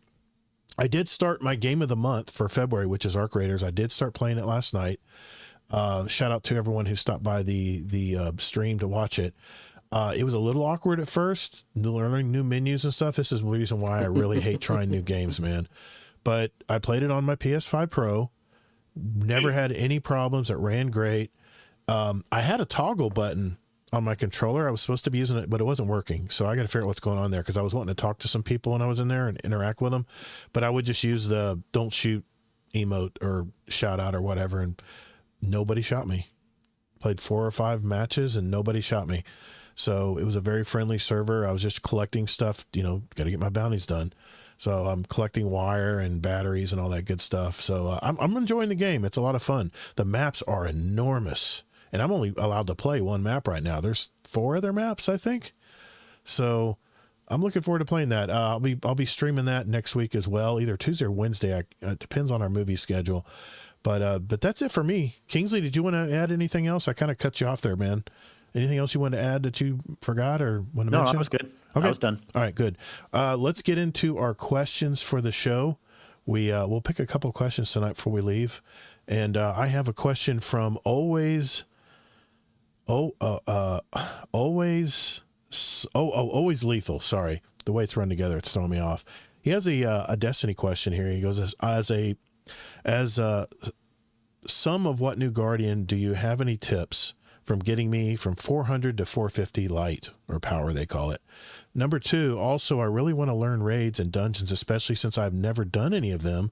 Is there easier ones to start with? And if so, which ones should I start with? Well, I got 3 experts in front of me here. 400 to 450 power. Let's address that first. What do you got to do? What tips you guys got for him as far as going from 400 to 450? I guess I should answer that because I'm the one that likes the number go up, right? It's solo ops. A lot of solo ops. You can play you can play some fire team ops. You can play, anything in the portal system. Is really the fastest way to rank up your power. You can run raids and stuff, but you just mentioned that you haven't really run a raid. That'll give you powerful gear too. But unfortunately, and this is the reason why Destiny's in such a tough place now, if you want to raise your power to 4 to 450, solo ops is how I did it. And it's just grind. It's just grind, man. They call it the salt mines for a reason. That's for me. What do you guys think? Is there another way to go 4 to 450, guys? You can't just play the game anymore. I would say it depends on any of the class. frontier stuff. Okay. Go ahead, Taco King. Oh, we all talked. Sorry. Yeah. Go ahead, Taco King. Yes, we did. That's a first. Go ahead, Taco King. I mean, for me personally, I would say it depends on, what class they're trying to level up first. Because different classes have different strengths and weaknesses for different types of content, depending on your build. If they're playing Titan, I mean, honestly, the easiest thing that I found to do with Titan right now is go to Pinnacle Ops, pick your favorite strike, max out, whatever settings for your level that you have out there to get a guaranteed upgrade every time, and then just use the Stronghold Practical Blade build because you're basically unkillable as long as you hold down guard. On your sword, yeah. Or you can use the Arc Buddy build with your Warlock. Just destroy fools. There are so many things you can do just because you like solo ops. Really, you can do anything in the portal except for the quick play stuff. Anything will level you up. Some people will even just run the dungeon, even if they don't have a team. You can just run the first encounter. You can do any of the other stuff in the portal, just as long as it's not quick play. Because quick play, I think, maxes out at 400. But anything else in the portal will give you level up stuff. You can do I know you don't like it, but a lot of people are enjoying the Flawless Frontier stuff. That'll level you up too. Anything in the portal except for quick play. Play the campaign, obviously. That'll give you powerful gear as you play through as well. Jellis, Amazing Taco King, any other for 400 to 450 you want to throw out there that we haven't mentioned? Stacking on with Kingsley and Deadpool on Merc, running the dungeon and adding on the difficulty. You don't gotta complete the dungeon, but the higher difficulty gives you the higher loot. Right. So if you can find a build that you could like solo with a little bit, and only do the first encounter, right? That's always a nice one. If you can handle the waters, I would try a little bit of trials, but that one's not as easy to do. And doing the salt mines is gonna be the fastest way to do it. All right, his second part. What's the easiest raid to learn if he wants to jump in and do his first raid? What would you guys recommend? Well, everyone knows it's Vaulted Glass. It's kind of boring the first half of it, but it is the easiest raid. Okay. Yeah, mechanically speaking, Vault. It's not going to give you.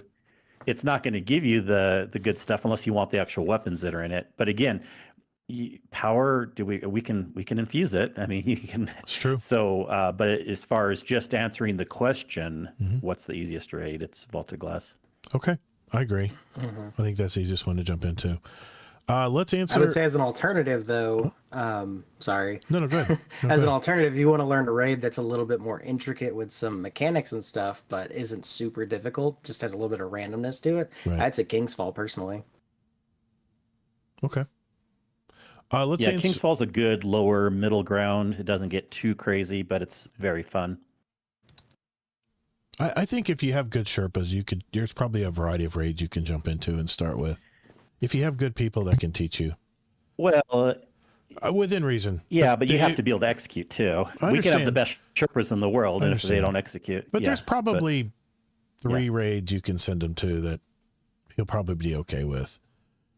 But we'll see. Yeah, we'll see. Just sure, put but it- like really, the difference between once you go above Volta Glass, it jumps quite a bit. Like the next Yeah. rate, next quote easiest Okay. rate is nowhere near Volta Glass. Okay, we'll stick with that then. Let's answer a non-Destiny question here before we go. We have a few in here. I'll answer them probably in order here. Barrel Barley, what is your favorite one-hit wonder song? One-hit wonders. One-hit wonder songs. Friday. No, I don't know. That just came to mind. You know the song I came up with, Not my Kingsley? answer. It is not my answer. What was that song that was in Heretic? What? Um, Oh, geez, that's a one-hit wonder song. yeah, I think so. It was the air that you breathe, I think it was called.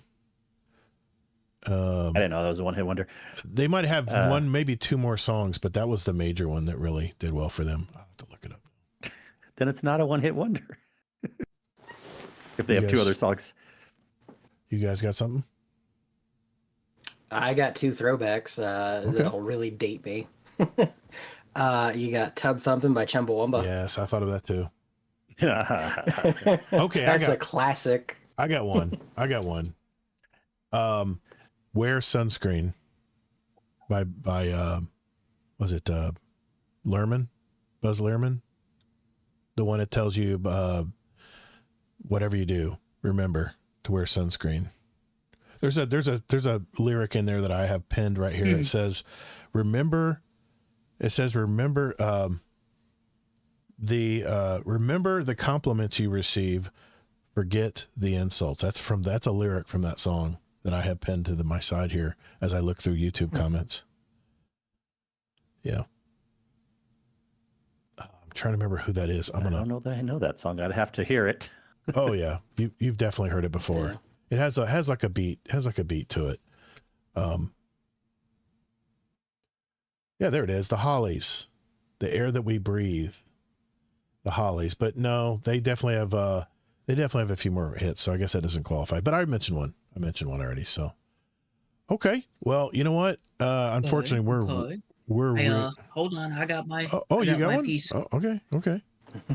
Go for it, Yeah, Jellis. So this is an honorable mention due to MTV no longer being around anymore. Right.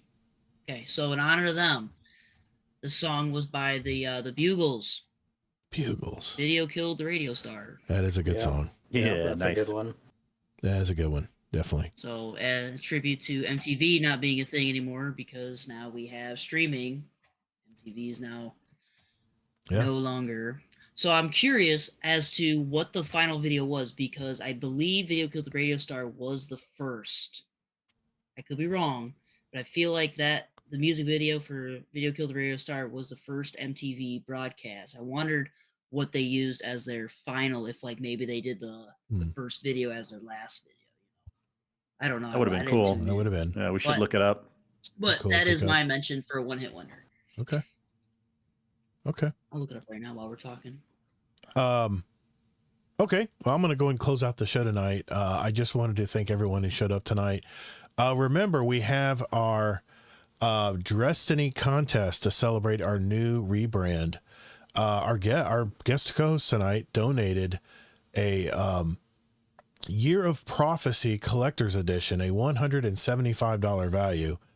All you have to do is go to the Destiny contest channel. It's at the very top of our Discord server, and enter a picture of your favorite look on your Titan. And you may be judged, but that's okay. That's why we all have different colored Titans out there, different kinds of Titans. Sorry, I'm thinking Titans now. Guardians. And show us a picture. You can only enter one time, so give us your best. And then we'll put your name on the Wheel of Names. And the first episode of March, we will spin the wheel and we will see who wins. And our wonderful patron community will pay for the shipping wherever that may be. And I saw that there is an Australian entry. God help us if he wins. But hey, man, a win's a win. So it may take 4 weeks to get to you if you win, but a win's a win. But I just want to remind everybody about that. Don't forget, we have till the end of the month. Enter your best looking guardian in our Destiny contest channel in our Discord community. And I'll give it a thumbs up, letting you know that I saw it, and we'll have you entered. And we'll see who wins it's an awesome statuette of a hunter, titan, and warlock. I think the warlock's even throwing I think it's like a solar class. He's throwing like solar swords or something. I don't know, but it looks really good. Yeah, the Daybreak one. It's really good. Daybreak. Mhm. It looks really good. It's a really good solid resin statue. Yeah. Like, I was really impressed at the quality. It's like, I want to say it was like 11 to 14 inches high. It's pretty big. And the box is as big as a computer. It's really big. You open it up and I'm sure it's got all kinds of cool stuff in it. It's still sealed. I haven't touched it. It's sitting here in my office, waiting to find a home. So don't forget, before the end of the month, while you're thinking about it right now, if you're listening to the podcast right now, go to Guardian Downcast, discord.gg/Guardian Downcast. Enter your guardian. It could be any kind of picture. It doesn't have to be in any kind of form or anything, as long as you can download the picture in there. And let us know your best looking guardian, and we'll be sure to enter you into that contest. I think that is all we have to talk tonight. A big shout out to our Patreon community, especially our Raid Boss patrons, 2 of them right here in our show tonight. Amazing Taco King and Jellis Gaming. And we don't want to forget Frostbite as well. I hope he's doing well. Hope he's killing it out there. But other than that, I wanted to make sure I gave you guys both a chance to give a shout out to somebody that you want to give a shout out to before we leave tonight.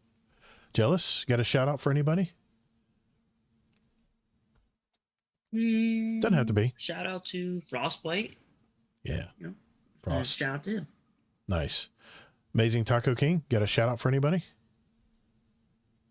Yeah, shout out to my 2 friends that I mostly play Fire Team with, and that's Zitping and Cyclops Caveman. They're both brothers, actually, and we've been friends for years. I've known them since high school, so shout out to them. And then wherever my old raiding crew is, shout out to Lumina and Mia. Missed them. Nice. Kingsley, you got a shout out for anybody Oh, tonight? I forgot of it. I used to play with Lumina and Mia. Yeah, I know those 2. They love their bows. Did we raid man. together then too, Taco? Or No, they were doing their own thing. We ran Val all the time. We have a group chat called Val the Disciple Psychos. Nice. because I feel like Lumina came from Guardian Hub, and we used to Sherpa Lumina all the time. Unless we're talking about that's how I got in the Guardian Hub Discord servers, because Gotcha. Nice. they put out an owl bot for raiding for Val, and I signed up, and they did it through Guardian Hub Discord. Nice. All right. Well, I'll just give a shout out to Lumina then also. There you go. Lumina was definitely in when we won one of the raid races. So That's right. Yeah. Mm-hmm. Him and Mia together were dominant in our little Crucibles scrims as well. They were pretty good there as well.